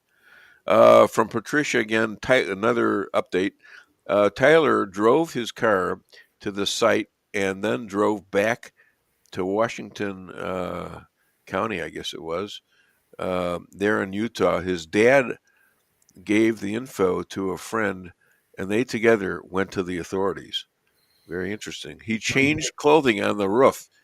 He was not a student there at the college. Well, the interesting thing is, if you watch the video the FBI put out last night when he's clambering off the side of the roof, and then he runs a little bit. I was having a hard time seeing the rifle, but you could see that it was wrapped up in a black towel. And then he stops and starts walking casually, walks to the road. People are driving by him. And then he gets out on the road, and there's a pedestrian that's walking by him. People are driving by on the road. He steps out in the middle of the road. Cars are going by on both sides of him. Here's a guy carrying a rifle. Yeah. And nobody openly carry. You could tell he was carrying a rifle. Well, that Mauser. I don't know if you're familiar with Mausers, but they're like my dad had until the day he died his Army rifle from World War II, which is a Springfield 1906 Springfield rifle, about the same size, 40 inches long. Right, it's a big gun. It's a heavy gun, and that Mauser is the same size and weight. It's not something you can stick in your pocket. It's a big, heavy gun. It also is a very effective killing weapon because that 30-06 cartridge, the United States government used it from World War I up through World War II and the Korean War. Until it was replaced by the NATO round. It's got twice the energy of, for example, an AR-15, 223.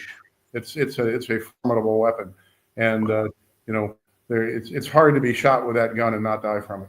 Well, the interesting thing is they showed him walking towards the school, towards the event, and he was limping. Yeah.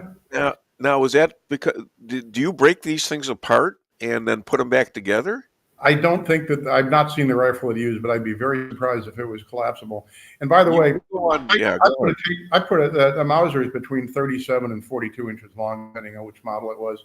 Try to put a measuring tape under your armpit, 40 inches down your leg. I don't know how tall this guy was, but on me, from my armpit, it goes almost all the way to the ground. I took a tape measure out last night when I found out what kind of gun it was and did the measurement. It'd be very difficult. I mean, that's why he was walking with that funny gait. He's got his right hand clasped down on his waist. He's holding on to the gun so it doesn't flop out of his pants. But it would have gone literally from his armpit to his ankle. Yeah, which is, in my case, that I could never carry a gun like that because I'm 5'3". Yeah. I got 2 inches on you, Dave. Yeah, thanks a lot. And you always try to dominate. I know. That's a problem for you. You know that. Also, I want to talk about a little bit about this Ukrainian girl who was murdered, and danged if I don't have her name handy, but it's something like Yurizna. And it's a very, very Ukrainian kind of name. She was escaping Ukraine, 23 years old, beautiful looking gal, and and it's very. I know you shouldn't say the color of a man's skin, but black man on a train, arrested and let go by liberal judge 14 times. Even his mom said he was sick, and he didn't just pick out any woman. There were white women, black women, all over the place. But this one, he went after, and that makes it a little bit racist, don't you think? Well, So, and the thing is that yes, she was unusually attractive. I don't know if he got a chance to see that when she walked in, but the most horrifying picture is a picture of her after he stabbed her, at least the first time, where she's looking up with just this look of horror on her face, realizing. But here's the problem in America today: the entire culture glorifies or has become numb to death. I mean, you see it even on Fox News. I say even on Fox News. Fox is as much mainstream media as anything these days. But every time Brian Kilmeade, for example, talks about a military strike, he's got a gleam in his eye. People forget that these are human beings on the other end of those rockets that we're shooting people with. Yeah. I mean, these are, and mostly conscripted teenagers or young men that aren't there because they're evil, but they're there because they got drafted, they got conscripted, and now they're going to get blown to pieces. And it happens every day. And then all the video games these kids play, it's just death, it's murder, it's warfare, it's blasting people. And it gives people this kind of false reality that death is this kind of a game, that it's not serious, that life is meaningless or not material, and that you have it's like there is no longer this respect for human life that I think there was a generation ago. I think that our current population, the millennials, just feel that, and younger particularly, just feel that there are no norms. I mean, Emil Durkheim called it anomie normlessness. And I think that's the society we live in now. You didn't have to, in the old days when we were kids, Dave, you didn't do what was wrong because it was wrong. Now I don't think there's any sense of right or wrong. Now I think is, can I get away with it? And even if I can't get away with it, I'm going to do it because I feel like doing it. and I'll try to lie my way out and blame somebody else. Yeah. Now we're talking to Democrats. Yeah. They're blaming the Charlie Kirk deal on guns. Well, and Donald Trump, Governor Pritzker, the fat bastard from Chicago, was yesterday directly blaming Donald Trump and the insurrectionists for Charlie Kirk's death. Exactly. You heard that. I was going to ask you about that. And Elizabeth is you. Yeah, you me. know everything about this. Yeah, I'm the guy who's in charge. Gee, let me ask you a question. Was Pritzker right about 1/6? How does he not know what really happened? Has he not talked to you? He's not talked to me. He's probably not talked to any J6er. But I can tell you this, when he said that yesterday, and Elizabeth Warren said the same thing. Yeah. He's putting a bullseye on all of us. And that's a problem. That's a real problem. I got contacted by the Anderson Cooper show last week. They want to come down and interview me, and they want to talk to some of my clients about January 6th. Well, hell no. I mean, do these people want to get on television now and have big targets painted on them? Yeah. There you go. Yeah. Well, it's enough that we were both in radio too, and that you say stuff and you put yourself out there. Yeah. Well, I'll say one thing. Did you hear the words that were carved on the shell casings? I heard about them. They were trans. Well, no, actually, the bullet that killed Charlie came out of a shell casing that had the words "Hello, Fascist" on it. The third bullet that didn't get fired said, "If you read this, you're gay." Well, I will say something right now. I called up my wife as soon as I heard that and said, "Who does that remind you of?" There was a former candidate for Secretary of State in Missouri who her slogan was "Don't be weak and gay," and she typically published on her X feed a line that says, "If you're reading this, you're probably gay." And so it just struck me immediately, like, boy, was this? And she's an incendiary racist, in my humble opinion, and she's insulted every kind of racial group and an age group and weight group and everything else. But she openly advocates violence. And when I heard that he scratched into her shell casing, "If you're reading this, you're gay," that just said, wow, I've heard those words before. Yeah. What was he looking for there? I have no idea. Maybe he's just stinking crazy. The problem is, Dave, I don't know what this is, but we live in the West End, and the streets are just full of crazy people wandering down the street, talking to themselves, pooping on the sidewalk and all that kind of stuff. And my wife asked me a couple of days ago, how come so many people are crazy these days? Is it drugs? Is it vaccinations? Is it the environment? when I was in sociology, my undergraduate degrees are in criminal justice, sociology, and psychology. And back when I was in college 45 years ago, they had this decarceration movement for people that are insane. Instead of hospitalizing them or institutionalizing them, they would release them into society because they wanted to decarcerate these poor, crazy people that had been locked away in mental hospitals. Well, and so the answer is now we've got the streets filled with the people whom 50 years ago would have been on Thorazine strapped to a bed. And now they're walking down the street or riding in light rail cars. By the way, speaking of cities that need to have their police and their justice fixed, it was mentioned today on my way to doing the show that this morning Trump said, St. Louis, we got to go to St. Louis. Oh, I'd been waiting for him to say that. Did it? I was wondering if you told him to say that. I would have if I'd had the opportunity, Well, we said that I was talking to you about this at lunch the other day, right? Yeah. I've always been kind of an anti-establishment kind of guy, and when I was in college, the concept of the president of the United States sending the National Guard into 19 different cities would have been an upsetting concept for me, right?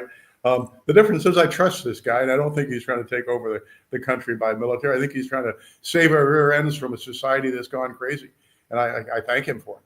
Yeah, but like everyone says, you keep calling people Nazi, Hitler, and you do it every day, and you're pretty, a dictator. Pretty soon it resonates in some people that. Well, look at all the people in the news that are saying this, and all the other politicians, the Democrats. And so you then, if you had the opportunity to kill Hitler in 1933, would you have done it? Hell yeah. People feel that they're justified in what they're doing because they've been told it's a moral imperative to take care of these people. Right. And there was a girl being interviewed yesterday. I can't remember what news outlet was interviewing her. It was down at UT, Texas. She's saying, well, somebody had to do it. I mean, somebody had to do what? Kill Charlie Kirk. Really? Yeah. And, why? Did she say why? No, she didn't say why. And then they asked her, would you have done it? And she said, well, no, but somebody had to do it. I mean, this is the world that we live in here today. And, when I was running for Senate, I was in open spaces. When I was campaigning for Trump, we would do, outdoor venues all the time. Sure. Would I do that today? Probably yes, because I don't have much sense. I was saying when I go down to Cape Girardeau on Tuesday to give a speech, am I going to wear armor? Wouldn't have done Charlie any good. Well, that's true. But do something. I mean, you gotta have some kind of security. Try to stay alive. Okay. Yeah, I know. I try almost every day, except when I'm driving. Yeah. So let's see. And then you got a brilliant Pritzker. And they tried. Did you see when they tried to have a silent prayer for Charlie in Congress? And the Democrats are all screaming no. What do you say to you? Are we going to have a civil war, or not? Well, at the State of the Union address, when the Democrats wouldn't stand up to honor the death of innocent young women that were murdered, or that 12-year-old kid with a brain cancer that gets to be a Secret Service agent, when the Democrats refused to show a shred of human decency, that they would rather sit in their hands and condemn everything that Donald Trump does, no matter how altruistic it is, no matter how beneficial for the people it is. If you're going to be so inhuman as to deny the family of a woman murdered by an illegal alien the honor of standing in recognition of that loss, then you have no soul. You have no honor. And to verbally shout out your disdain for trying to pray for the family of a man that's brutally murdered. I don't care who he is. His family, is suffering. And, and the power of prayer is real and exists. And to viciously attack the thought of having a prayer for the family of a man brutally murdered in the prime of his life is just reprehensible. It's just if this is what the left stands for these days, it's a terrible thing. Well, but they think they're killing Hitler. I know. Really, they have so much hatred for Trump, first of all, and anybody connected to Trump, by the way, that they think they're killing one of his generals or something. That this is how they're screwed up. Absolutely, and I mean, if you really believe it, if you really believe that you are the champions of justice and the other side is the essence of evil, you feel justified in taking whatever means necessary. Well, they're not willing. They're not willing to take another step, and keep on looking for the truth. They're just not willing. They're just going to believe all that crap. Patricia Odin Maxwell. Tyler had dinner with some friends the day before the shooting, and he told them how much disdain he had for Charlie, and that he was full of hate. The shell casings had inscriptions on them of his hate. Okay, one of the shells read, "Hey fascist catch." I don't know. Hey fascist. Well, okay. And you may remember back from at least the movies and the photographs in World War II, for example, the Air Force would inscribe the bombs they're going to drop, right, with anti-Hitler propaganda, or just catch this big boy and stuff like that. And so it's the same thing. It's exactly what you're saying. These people feel that they have a duty to confront this great evil that Trump represents, and do everything necessary to stop it, even if it comes down to killing a young man for doing no more. Charlie Kirk wasn't a politician. He didn't hold public office. All he did was he got in the public square and asked questions. Yeah. If that is so frightening to the left, if that is so frightening to people that hate Trump, just asking questions that you have to kill them, then holy you know what, we're in for a world of hurt. We're in for royal hurt and maybe a civil war. Yeah. It's got to stop. Somewhere it's got to stop. During the Obama administration, there was a Rand analysis done of how many people would die in that civil war, and I think back in those days the number was 30 million people. Yeah, I don't doubt it. Yeah, they were set. They were already in set that if this is back in 2016. I wrote a column about this. There was somebody in the Obama administration. They asked him, "Well, what are you going to do with all these MAGA people?" And he says, "Well, we're going to re-educate them." And then the person says, "Well, what if you can't?" Well, we're going to have to eliminate them. That's 25 million people right there at that time. The Tea Party, so to speak. Yeah. So. Yeah. And what did Joe Biden say twice while he was president? He says, if you think you're going to defeat the government with your AR-15s, you better have some F-15s and some nuclear weapons. The president of the United States threatening the people on the right with nuclear weapons and fighter pilots. Yeah, and think of all those drones that were flying over the East Coast. Yeah, and you wonder if they're going to if they do have a civil war, who would come in with them? China, maybe. Yeah, I don't know. Yeah, I don't know. Well, what's the oldest game plan in the history of combat? Right, divide and conquer. It says on the Great Seal of the state of Missouri, "United we stand, divided we fall." And pitting us against each other is the best way to weaken us as a whole. Well, I got Chris Adamo coming on next, and other than Dave Weinbaum Show, where can people find and hire you? Well, McCloskeylaw.com, McCloskeylaw.com. You can call me at 314-721-4000. Always give out my cell phone. It's 314-580-3185. If you're a J6er out there, give me a holler. We'd love to get you on board. If you've got any serious, significant personal injury, particularly neurological injury, traumatic brain injury, acquired brain injury. That's what I did for a living for 40 years before I started representing the J6ers, and we'd love to take care of you. So once again, McCloskeylaw.com, 314-721-4000, and my cell 314-580-3185. Personally, I'm not doing jokes today, so I'll just leave you with this: the best wars create the longest peace. And on that, I will leave you. Hi to your lovely bride. Hope she feels better. And maybe I'll come in and have lunch with you someday too. Sounds great. Appreciate it. Hey, buddy. Bye-bye. Thanks. Bye-bye. All right. And we have our next guest here. We're just going full steam. Now, we've only done one set of commercials, right? Okay. So around 10:25, remind me. Now, this gentleman, and, I'm not using this word lightly, because he's a good guy, actually. We're friends, but we tease each other sometimes, which has me crying after the show all the time. Expert on capitalism, Marxism, communism, author of Rules for Defeating Radicals. He contacted me to express his feelings about Charlie Kirk and wanted to be on the show. I had a full show. I was going to squeeze him in but I had a cancellation. So anyways, please welcome Chris Adamo.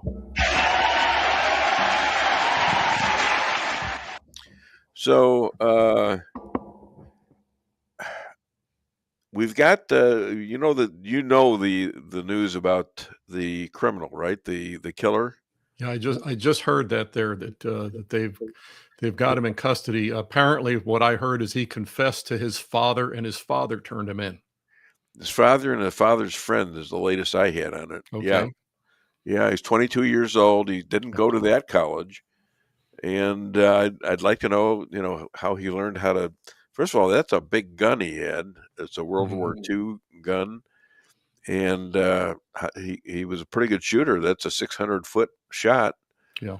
And he might have been aiming in at his head, but he ended up getting his main.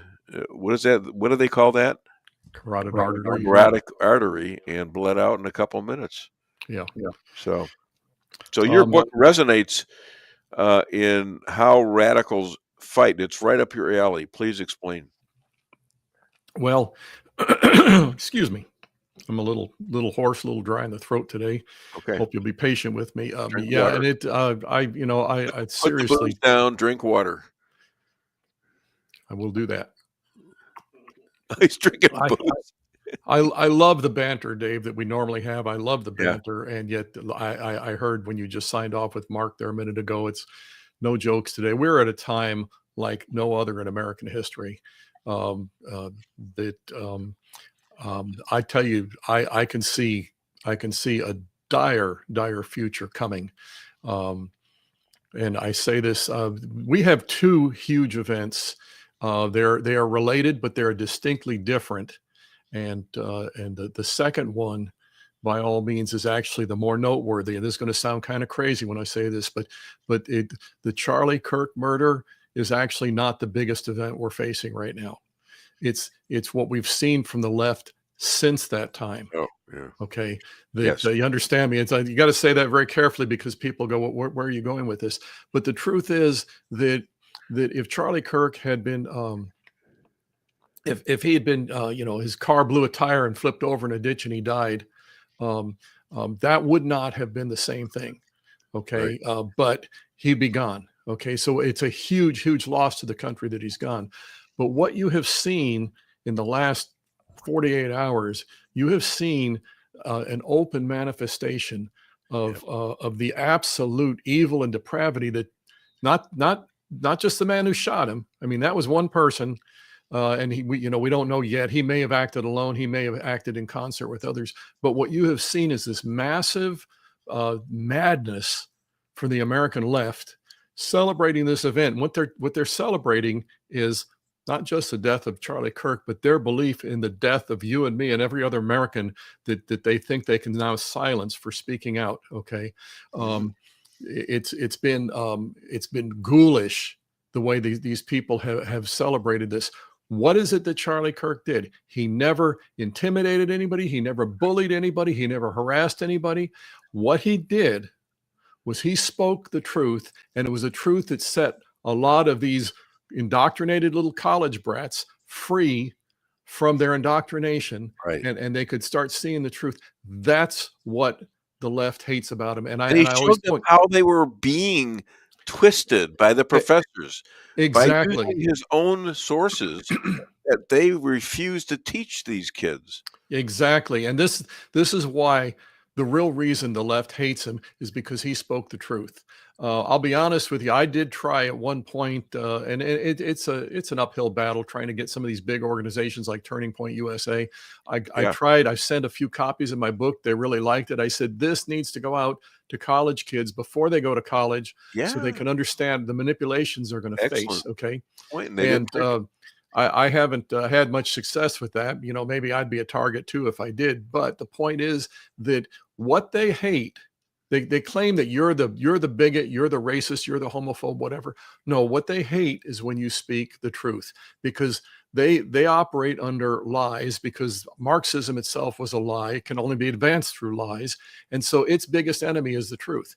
That's what they hate here. Now, I'd like to go just briefly. I got a whole page full of notes as usual. Okay, go. But what we need to understand is that the evil that we've seen since his death is the real evil that we're facing. And the just the glee with which these people celebrate what they believe is the death of truth. They're wrong, because if anything, his aftermath is liable to be an army of people saying, I've had enough of this.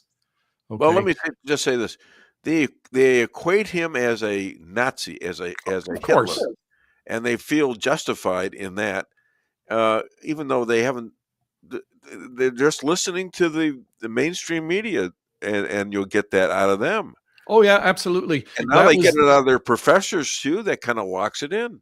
It's absolutely how they operate from the moment it happened. Now, again, there's some people that are saying, well, this was done all by, the Chinese or something. I don't know who all was behind it, but whether the left actually did this as a coordinated effort, or whether it was a random effort, there are always any major incident. Remember Rahm Emanuel saying, never let a crisis go to waste.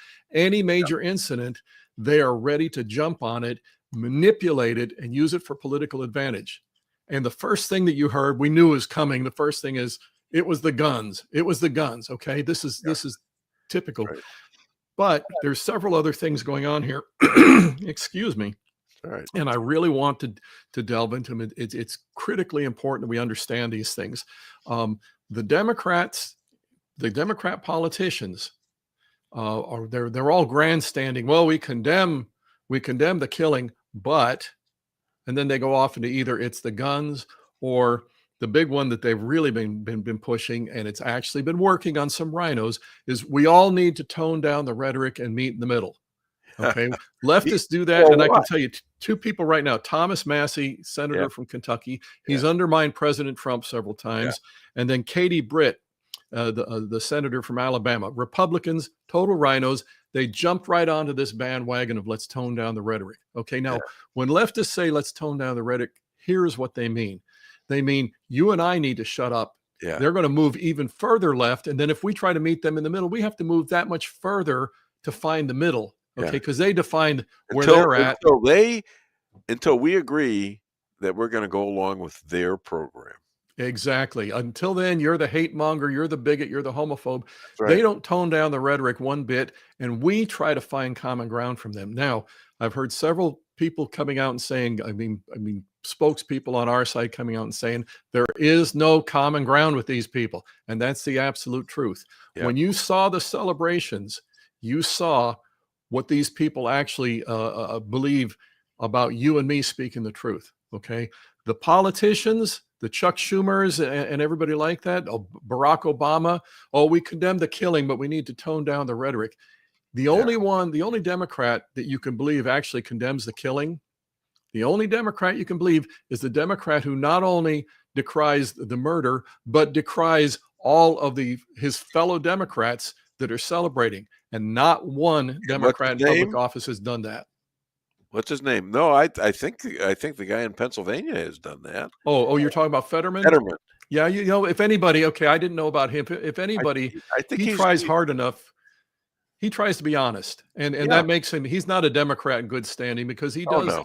He does that. But yeah, aside from him, Obama, Schumer, all the rest of them condemning the killing, but not saying a word about all these leftist lunatics out there who are celebrating the killing. They don't really condemn it. They're hypocrites, they're liars, and they're just up to their business as usual. So what should Trump do about this? Lots of things. Well, one of the things that Trump has done is obviously he did his best to honor Charlie Kirk. The other thing is that the FBI has been pursuing this diligently. Okay, but they can't do it on their own. Okay, what they need an American populace that says enough. We aren't taking this anymore. We are not going to try and go the extra mile with you people when all you do is go the extra 2 miles in the wrong direction. We're not going to do that. We have got to come out and take a stand and say no more of this. And I'll give you an incident that people say, well, gee, this is unfortunate, whatever. But they had on the night of the killing, on the night of the 10th, they had a vigil up in Boise, Idaho. College kids got out there at a vigil on behalf of Charlie Kirk. Okay. Some little BLM punk on a motorcycle rides right into the middle of them and is screaming obscenities about, gleefully cheering on the death of Charlie Kirk. Okay. He got the crap beat out of him. Now, two things happened from this. First of all, he learned a lesson because he thought he was invincible on the basis that our side shows restraint. Leftists perceive that as weakness. Okay. They actually did him the biggest favor they could because he got the snot beat out of him, but they didn't kill him. Okay. He learned an invaluable lesson. He probably won't ever do that again. Here's the other thing. You haven't had any of these other vigils since that time where the leftists have tried anything quite like that, because it's like, you know what? Those conservatives are a bit wound at this point, and we might not be able to get away with this. They've done it in the past. We've turned the other cheek. I think I've told you about the incident back in, I believe it was 2020, when Antifa told the people of Wyoming, we're coming to get you guys. They had 3 busloads of Antifa show up, 2 or 3 busloads. Anyway, show up in Casper, Wyoming. They're going to come in there and they're going to rain terror down on the people of Wyoming. Casper's right in the center of the state. Every rancher within 100 miles goes, I've been wanting to sight in my rifle. Hunting season is coming up soon. And so they showed up there, and those buses were surrounded. And what they told them, and they were these are conservatives. They're not a bunch of murderers. They were very restrained. They said, you have a First Amendment right to free speech. You can come out here and say whatever you want, but you damage anything and you're going to pay consequences. Yeah. Well, that's not what Antifa wanted to hear, because they're not about free speech. They're about pillaging and marauding and intimidating and looting. And so they got off the bus. They looked around them and they said, you know what? We're not sticking around. They left Wyoming. Okay. Yeah. Wyoming hasn't had any future or further incursions by Antifa because they know better. When we take a stand and we say, we're not putting up with this, and we will cross the line and get violent with you people. If you cross the line, there will be retribution. They stop. You can't, there's nowhere to run, first of all. There's nowhere to run because they'll always find you. And secondly, you've got to stand up to people who are. We have no room left to back down. We have no room. When your back hits the wall, straighten your spine. Yep. And look them in the eye. The thing is, I'm not doing.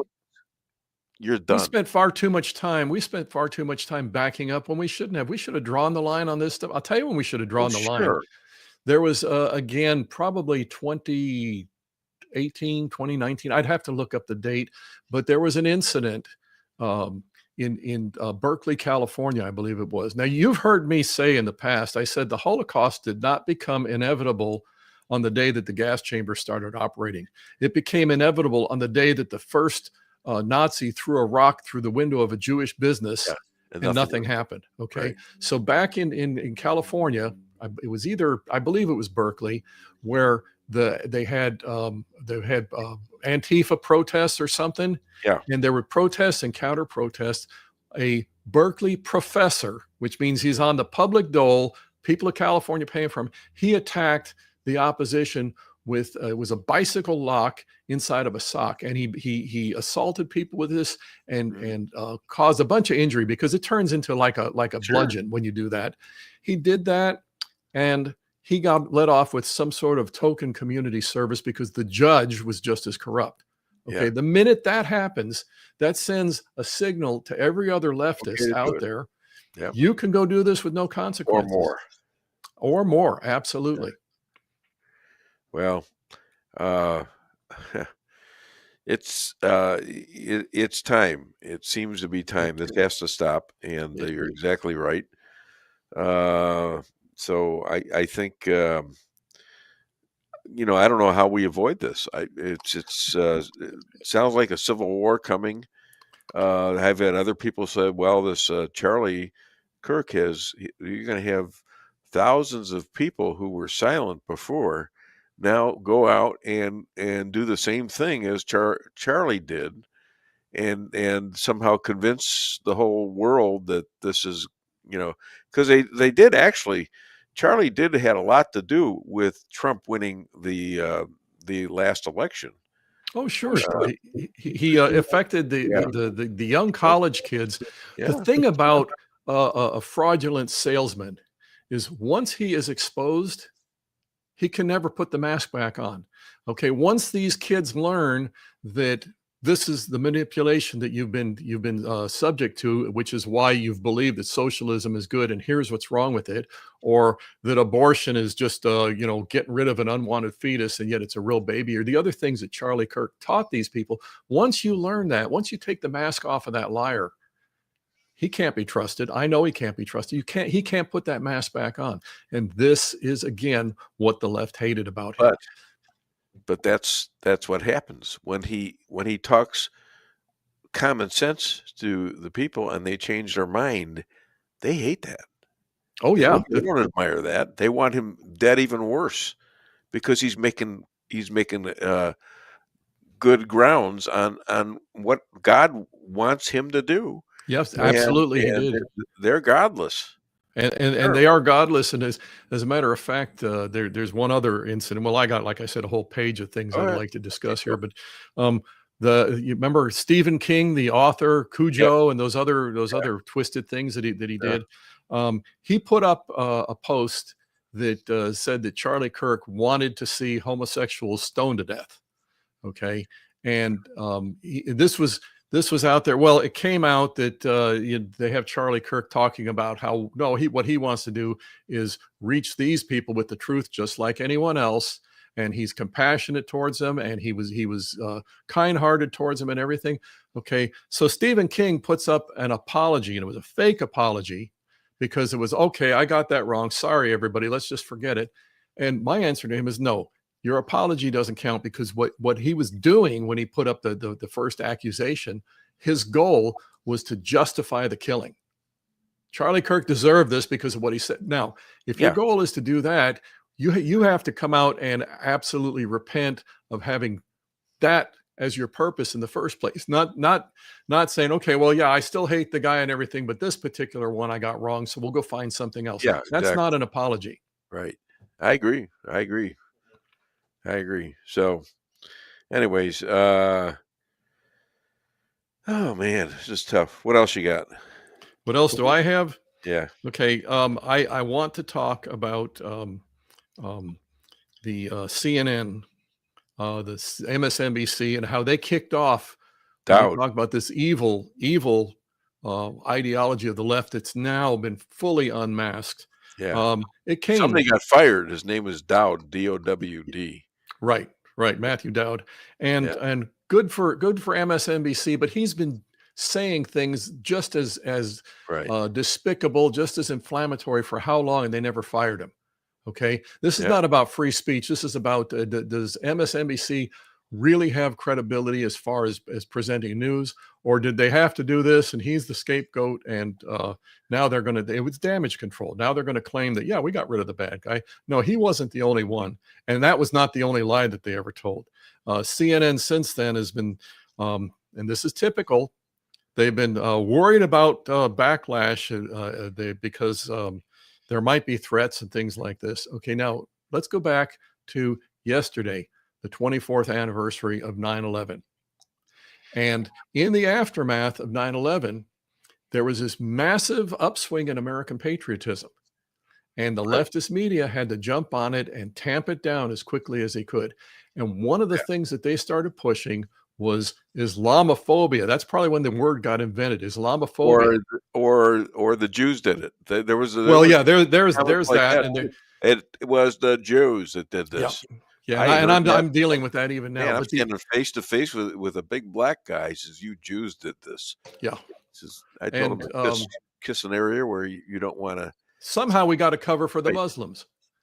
And so I'm telling you, the immediate aftermath of 9/11, the leftist fake news crowd, the same one that is now saying they're worried about the backlash over this Charlie Kirk thing. They're not worried about what the leftists are still doing on steroids and overdrive to create the backlash. They're just worried about the backlash. We can slap you around any way we want, but if you get mad, that's backlash and you're the bad guy. Okay. So they're still at it. This is still, back to Alinsky here. This is still leftists posturing their way onto their moral high ground. And they're still the same people. They intend to leverage this situation to their advantage. We knew that it's all about the guns was coming. We could have predicted that the rhetoric is too heated.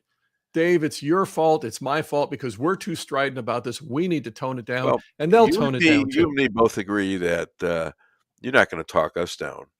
If At we're this wrong, point, we'll admit it. But we're not going to suck up to anybody because we make points that hurt your feelings.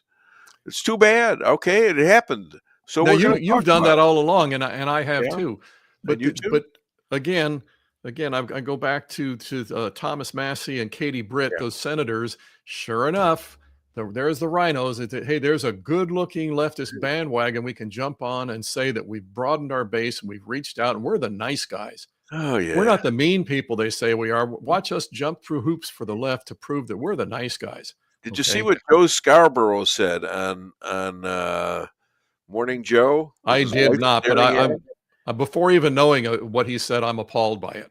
Well, wait a minute. He says, I think President Trump is right about him wanting to go and meet with Pritzker, Governor Pritzker, and they should, Pritzker should say, "Oh yeah, we got a problem. We'd like your help." Yeah, Pritzker. His wife is looking at him like what, you dumb ass. Okay, but he said it. I do have Pritzker on the list there because that's a perfect example. It's Trump's fault. Yeah. All right. Okay, I got to do commercials now. So if you have anything else, like a minute or two. Okay, I will go through the list and we'll. All right. You want to be after the commercials or now? Well, okay, let's do the commercials first, and we'll come back. How's that? All right. We're gonna have Jeff Zink on too. I don't know if maybe it'd be okay with you being on. I don't know. We'll see. All right. Your home is your castle. You don't need unwanted hassle. Don't let those creatures move in to stay. Let us protect your investments. That's what we're all about. Plank Termite and Pest Control will save the day. Plank is locally owned and family operated right here in Rolla, a Google preferred business. Our customer service and your satisfaction is our #1 goal. So call Plank today at 368-3333. Plank Termite and Pest Control will save the day. With warmer temperatures right around the corner and allergies ramping up, now's the time to get those AC units serviced. At Hartley's, we pride ourselves in offering outstanding service with fast response times. With proper maintenance, you can make those hot days be a lot cooler and remove those pesky allergens that always seem to find their way into your home. Call us today so you can be living a much cooler and healthier life. Hartley's, community born, community raised, community serving. Call Hartley's Climate Control today at 573-368-3163.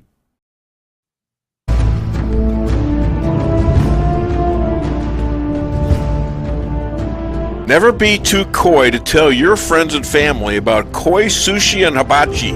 Celebrate the best Chinese Japanese restaurant in the Midwest. Call 573-426-5551 to make a reservation or order takeout.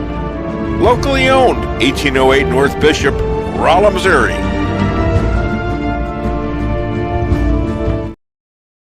We can sum up McDonald's new crispy chicken sandwich in one word.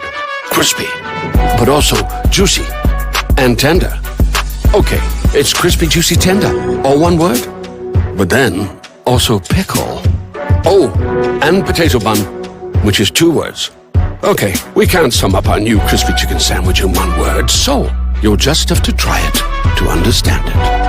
Order ahead on the McDonald's app at participating McDonald's. Ba-da-ba-ba-ba. Merrill's Quarry and Asphalt, 40 years serving cities, counties, and everyday businesses with driveways for people who live and work in our little piece of heaven right smack dab in the middle of America. Call 573-578-9101 for your free estimate of rocking, rolling, paving, driveways, sealing, and striping too. That's 573-578-9101 for your free estimate. Busy schedule? Let your locally owned Price Chopper help you save time with online shopping. It's easy. Sign up to tcmarkets.com or download our mobile app in the App Store or Google Play. Create an account and browse through the categories and choose the items you need. When you place your order, your personal shopper will get all of the items you've selected, taking the same care you would and following your notes. We offer free curbside pickup, so you don't even have to get out of your car. Start your online order today and no online shopping fee for a limited time. Go to tcmarkets.com or download our mobile app to get started. Price Chopper. Fresher savings every day.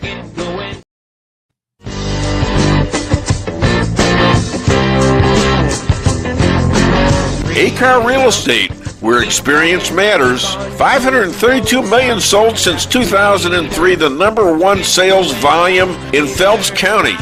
As a client for decades, I can say they are the best in mid-Missouri. Call 573-368-7355. That's 573-368-7355 for the best real estate experience you'll ever have. Gotta reach 'em, see it right now.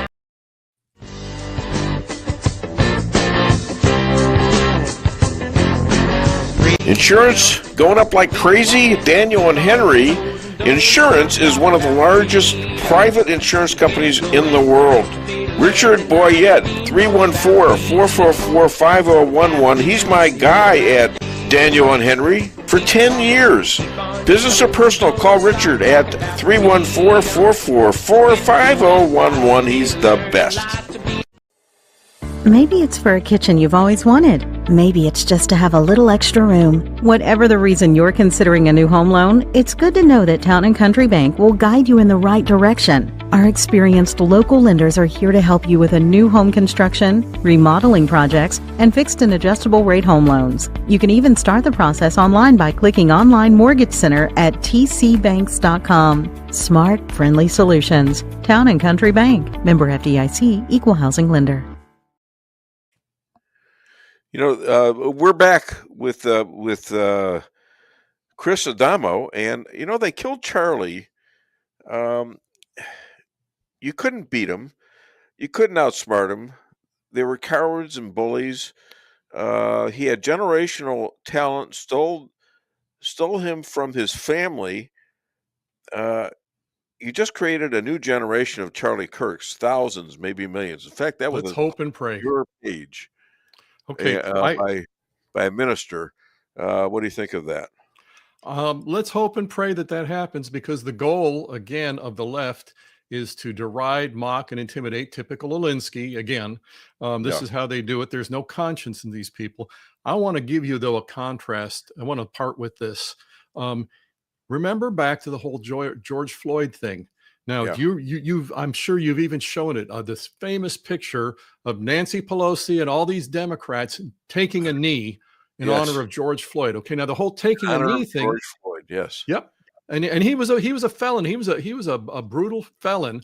Okay, Yes, he was. and he did not die because of racism, but by golly, they're going to make him a martyr. Okay, that's what the left makes a martyr. Okay, and they took a knee and they had a picture. They demanded that we all genuflect at that altar. Okay, for this criminal. Okay, now in contrast to that, Mike Johnson, there, the Speaker of the House, yes, tried to have a moment of silence for Charlie Kirk. And what did the Democrats do? They honor people like George Floyd. They created a ruckus and left the room. Screamed. This is how Democrats are. This is why it's one female, probably a Democrat, says, "Y'all made this happen, you know." Oh, I guarantee you it was a Democrat.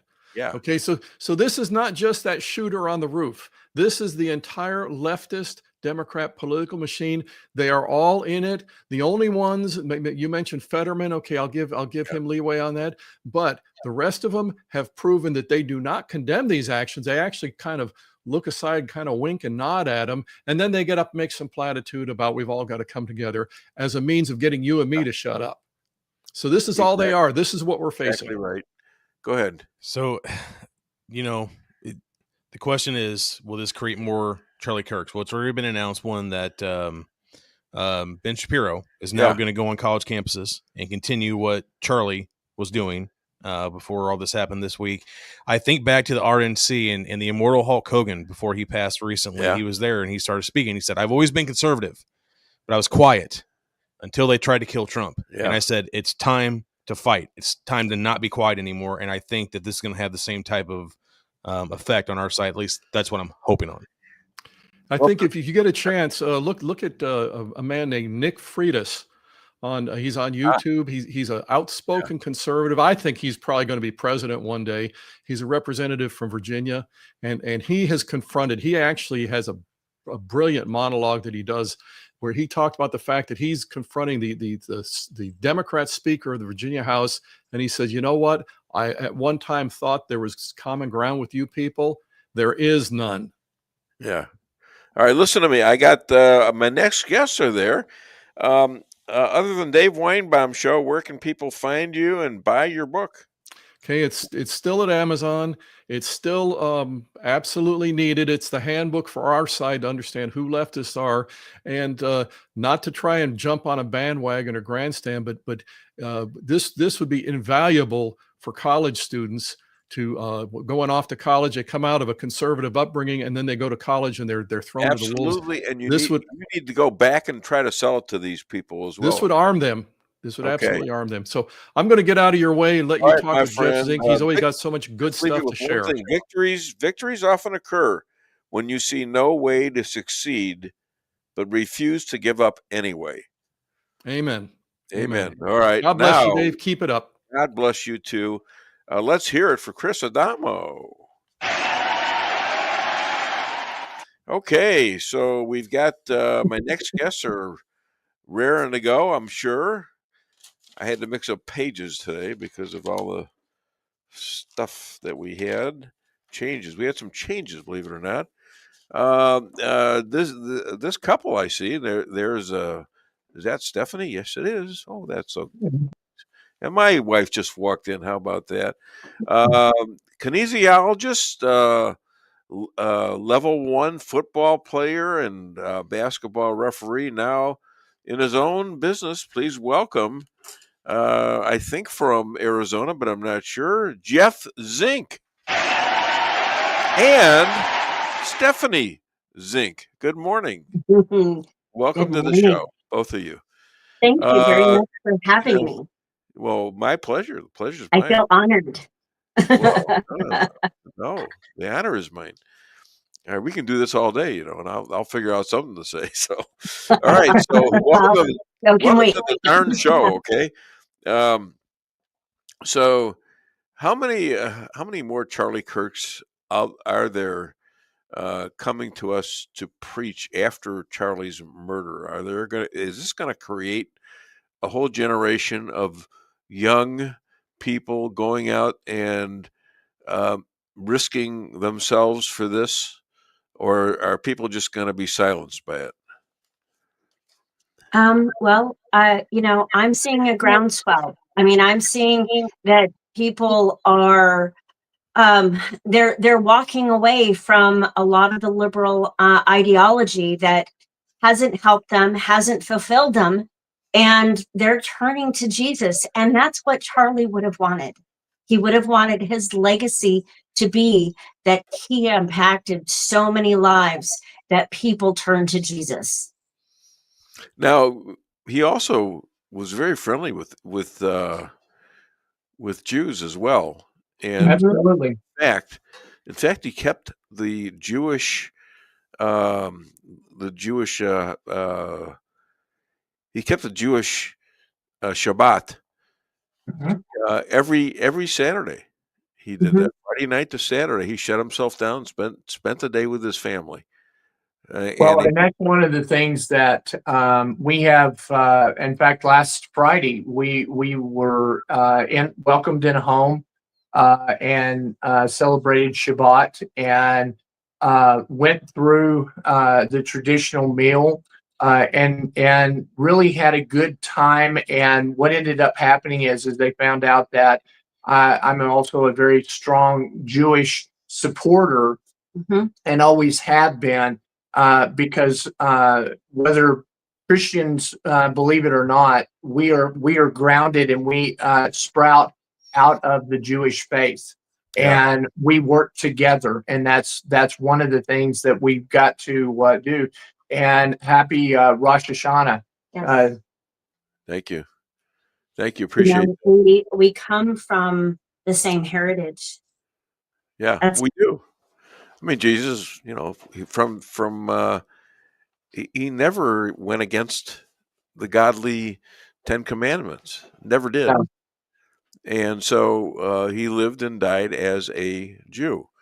And, the Jews and the Christians have so much in common that my guest, as you know, Rabbi Moshe, he's gone around the world talking to Christians and convincing them that the time for us to be fighting each other is gone. We need to. There's too much commonality in our two faiths that we need to come together and unite with each other and just understand that we're going to have some differences, and it's worked tremendously.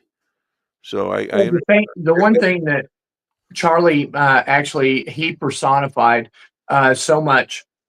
He wanted to hear what the other person had to say, and he was willing to, shush his crowd that started booing somebody that had a different ideology. He would shush the crowd to allow that individual to speak. Then he would take them on. He was always able to. It was so intelligent, and I love the fact that when he went to Oxford, he literally destroyed all of the teachers, all of the students, everybody that was making up stuff, and he goes, and I don't have a college education, and he was very proud of that.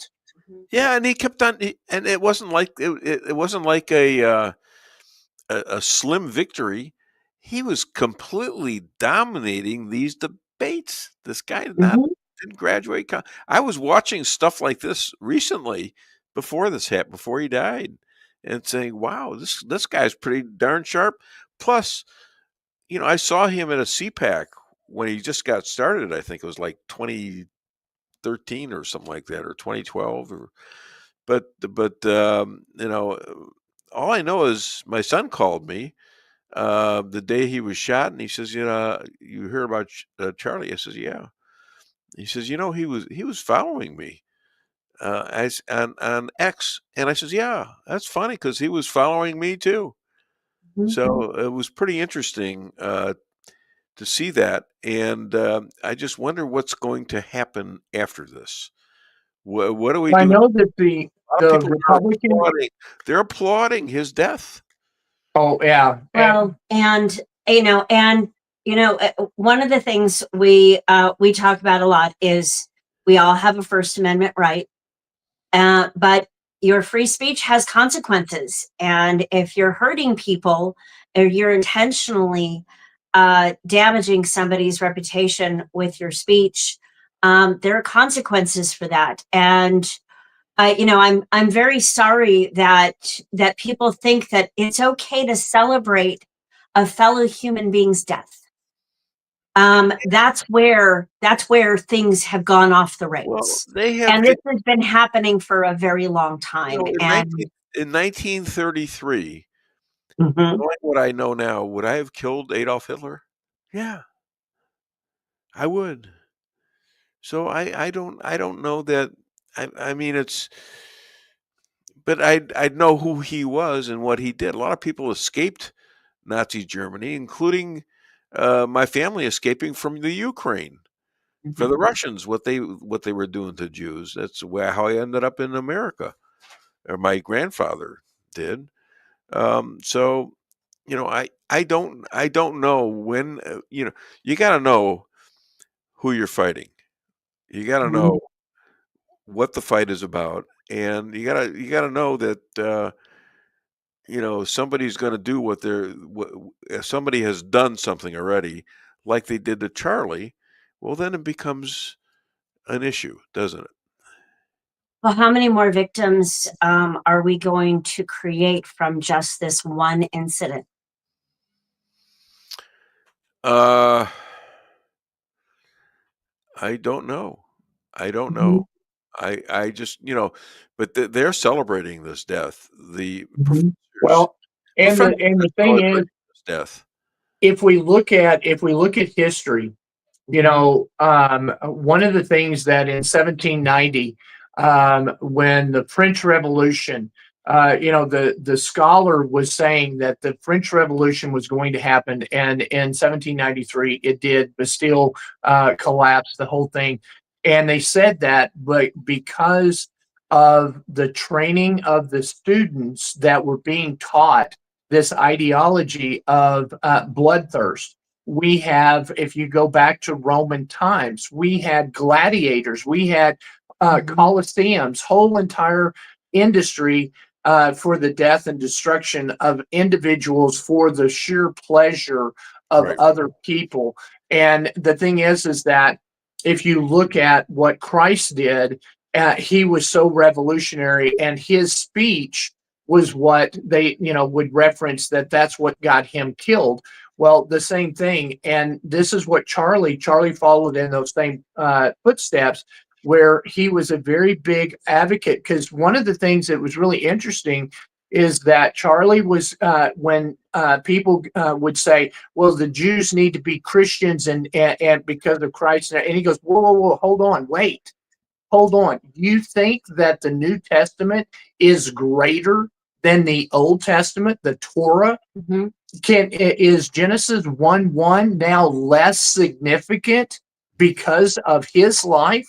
He goes, you have to know both Old and New Testament. We just believe that Christ is a Messiah, but I got news for you. A Messiah is coming for both Jews and Christians, and it happens to be the same God. And that's the thing that was different, that he always, maintained and said. The Jews are not a lesser, which is what most of the time, and that's what happened in 1933. It became that they were a lesser human being.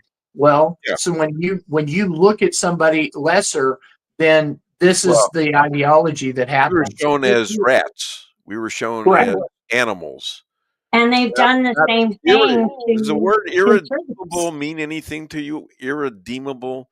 That's how we were classified both by Hillary and by Hitler. Isn't that interesting? And one other interesting thing is that the Jews built the Colosseum. The Jews, they're Jewish slaves. After the Romans made them go throughout the world to live with and one of the other things too that people need to understand, in 1903, when Rockefeller started taking over the medical schools, he started taking over all of the schools and everything else. He made the statement, I want somebody educated well enough to be told what to do, but not that they will question why. And that's the problem. They would have had such an easier time if they would have let our generation pass away, because we're the last generation that was taught you question everything, you re-verify everything, and you make sure that it's the truth. And people just think that propaganda, that just because I said it, or if I yell louder than you, I'm right. Yeah, and you have teachers who maybe in their cases, some of them were just indoctrinated, just like they're indoctrinating their students. But you would think with the modern ability to get easy arguments both ways, you would think that they would have read some of this stuff and stopped doing the wrong thing. Some of them just ignored the other side and decided that they were right and you're wrong and you have to be eliminated. Well, that's part of that silo that that so many of us, and I mean, we all do it inadvertently sometimes, is you put yourself in a silo and you're only talking to people who amplify your own opinion. Right. Well, Charlie didn't do that. He wanted to hear other people's opinions and why they thought that way. He invited them. Anyone disagree with me? countered it. I want you in the Yes. front row. Yes. And then Yeah. countered it with historical fact and said, okay, I understand you think this way, but consider this instead. And he always did it respectfully. And that's what's missing, because not only do we have youngsters in college that are screaming, but their teachers are screaming. And so everybody's in their own little echo chamber. And this is what needs to stop, because you go to college to get out of an echo chamber, so that what you learned in school and at home is expanded. This is an ancient problem. How do we stop it? It's a historic way. I think Socrates got killed because he just wanted to talk to people and ask them questions. I just heard that today. Got killed because of that. So how do we stop this? Well, you do the very thing. Is it? They're not going to listen to us. Well, you do the very thing that Charlie did. Yeah. You go out and you talk to people, and you have to be able to allow somebody the opportunity to speak. Most people want to be heard. Yeah. And the thing is that to carry on a conversation or a debate, one has to close their mouth and open the two ears. If you listen twice as much as you speak, you'll be a wise person. And that's what Charlie was doing. He was literally listening to what the people were saying, these students that were saying, and then he would then give them blatant truth that would contradict what they thought their ideology was. And when most of the time when people would walk away, they were altered and changed, and that's what made him so dangerous. And most in the audience would, except for some. Right. And he was a threat to politicians and to professors.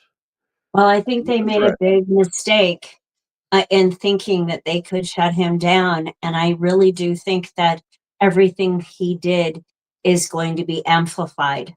Yeah.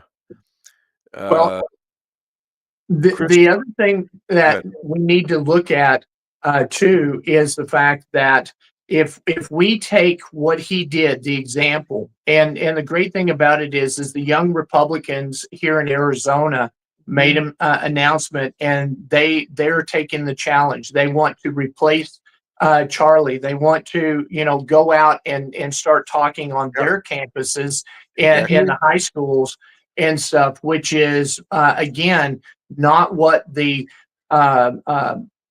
left want. But more importantly, here's another change that's taking place.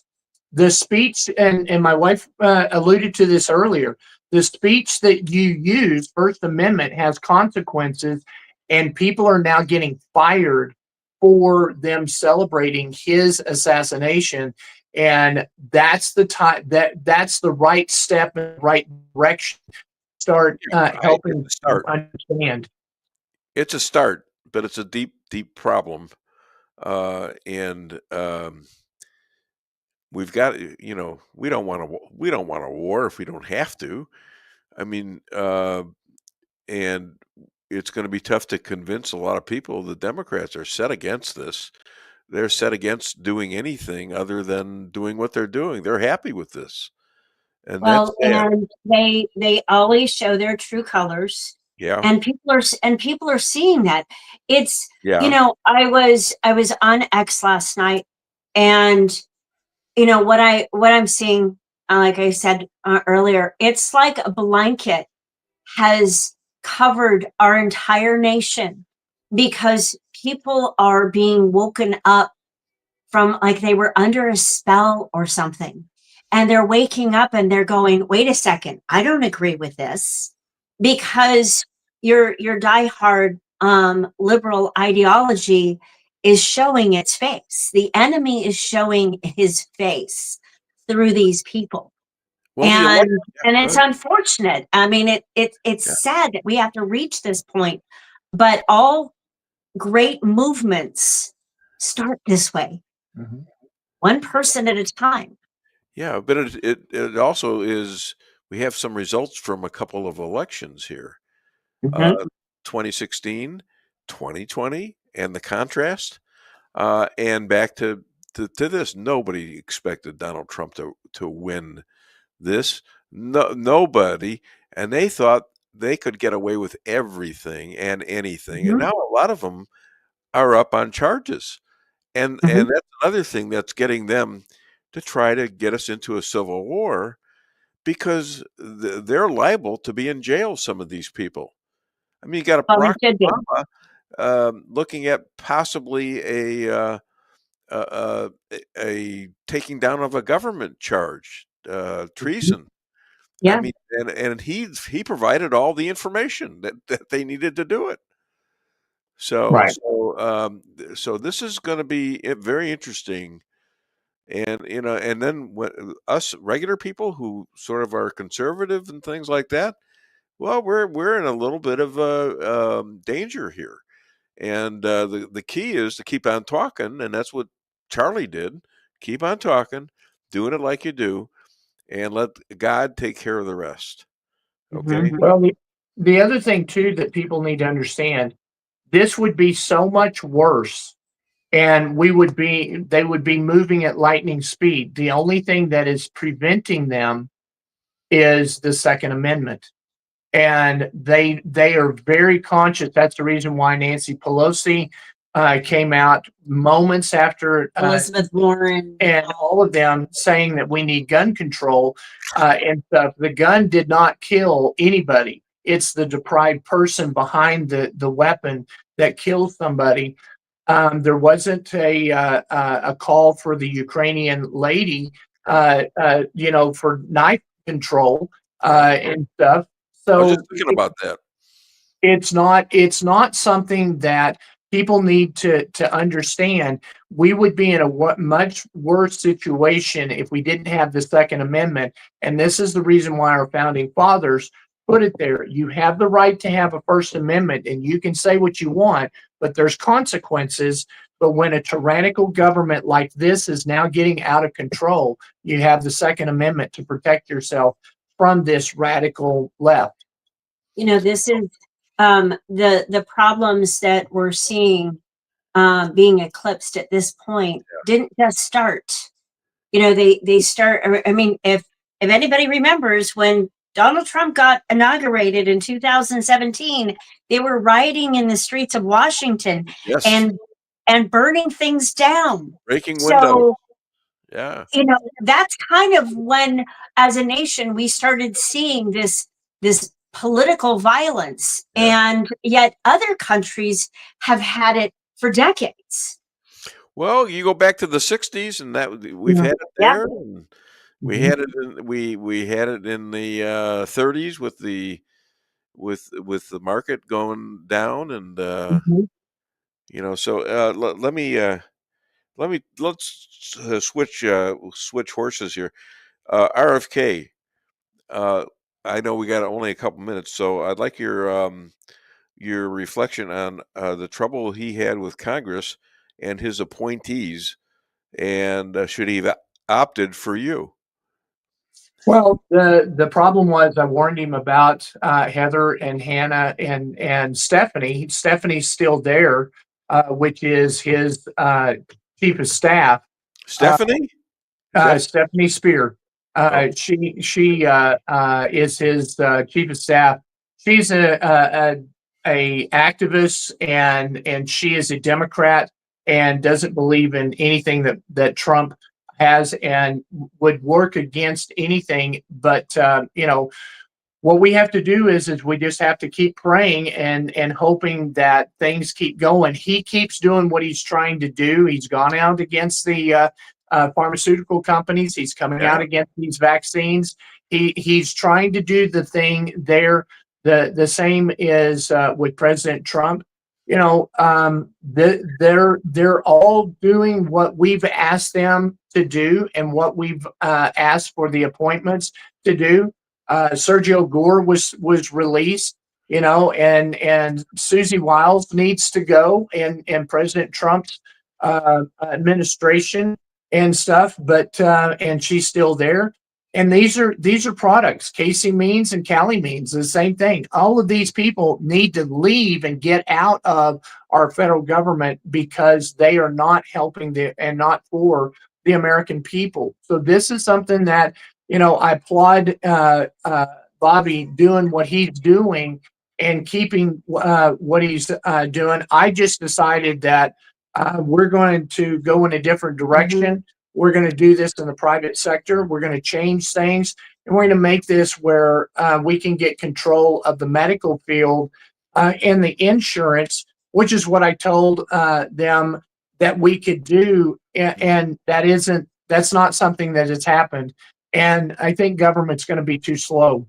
That's positiveenergyaz.com. Correct. Right? Thank you. How's it going? Good. We're working away and having meetings and everything, and hopefully very soon we're going to be able to purchase our first hospital, and we'll get this thing going.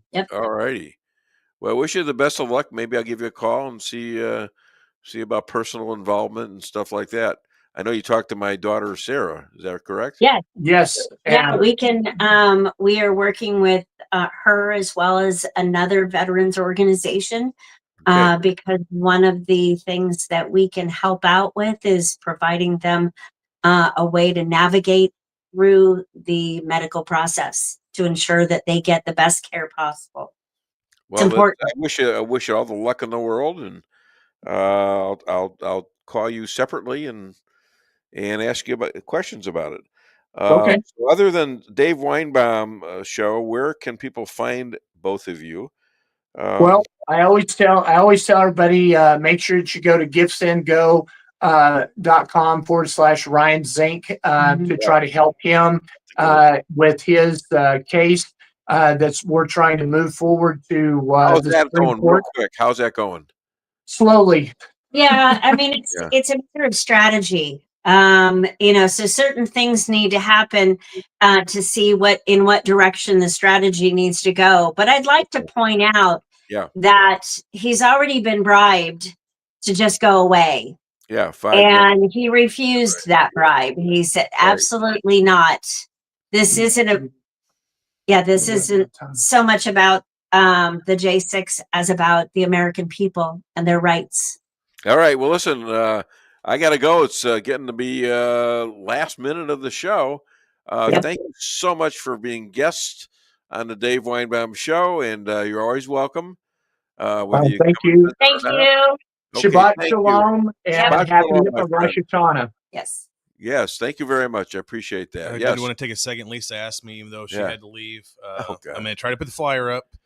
Bill Hardwick will be at City of Light Life Ministries next Tuesday, right around 6 o'clock. They're asking for a lot of conservatives to come out because a lot of liberals trying to take over these meetings. So please come out and support. Okay, thanks, guys. Thank Well, I you. got 20 seconds left.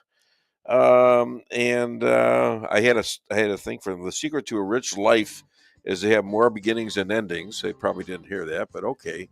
Listen, thanks a lot. It was a tough show to do today, and I got tears in my eyes. I'll be back with another edition of the Dave Weinbaum Show next Friday.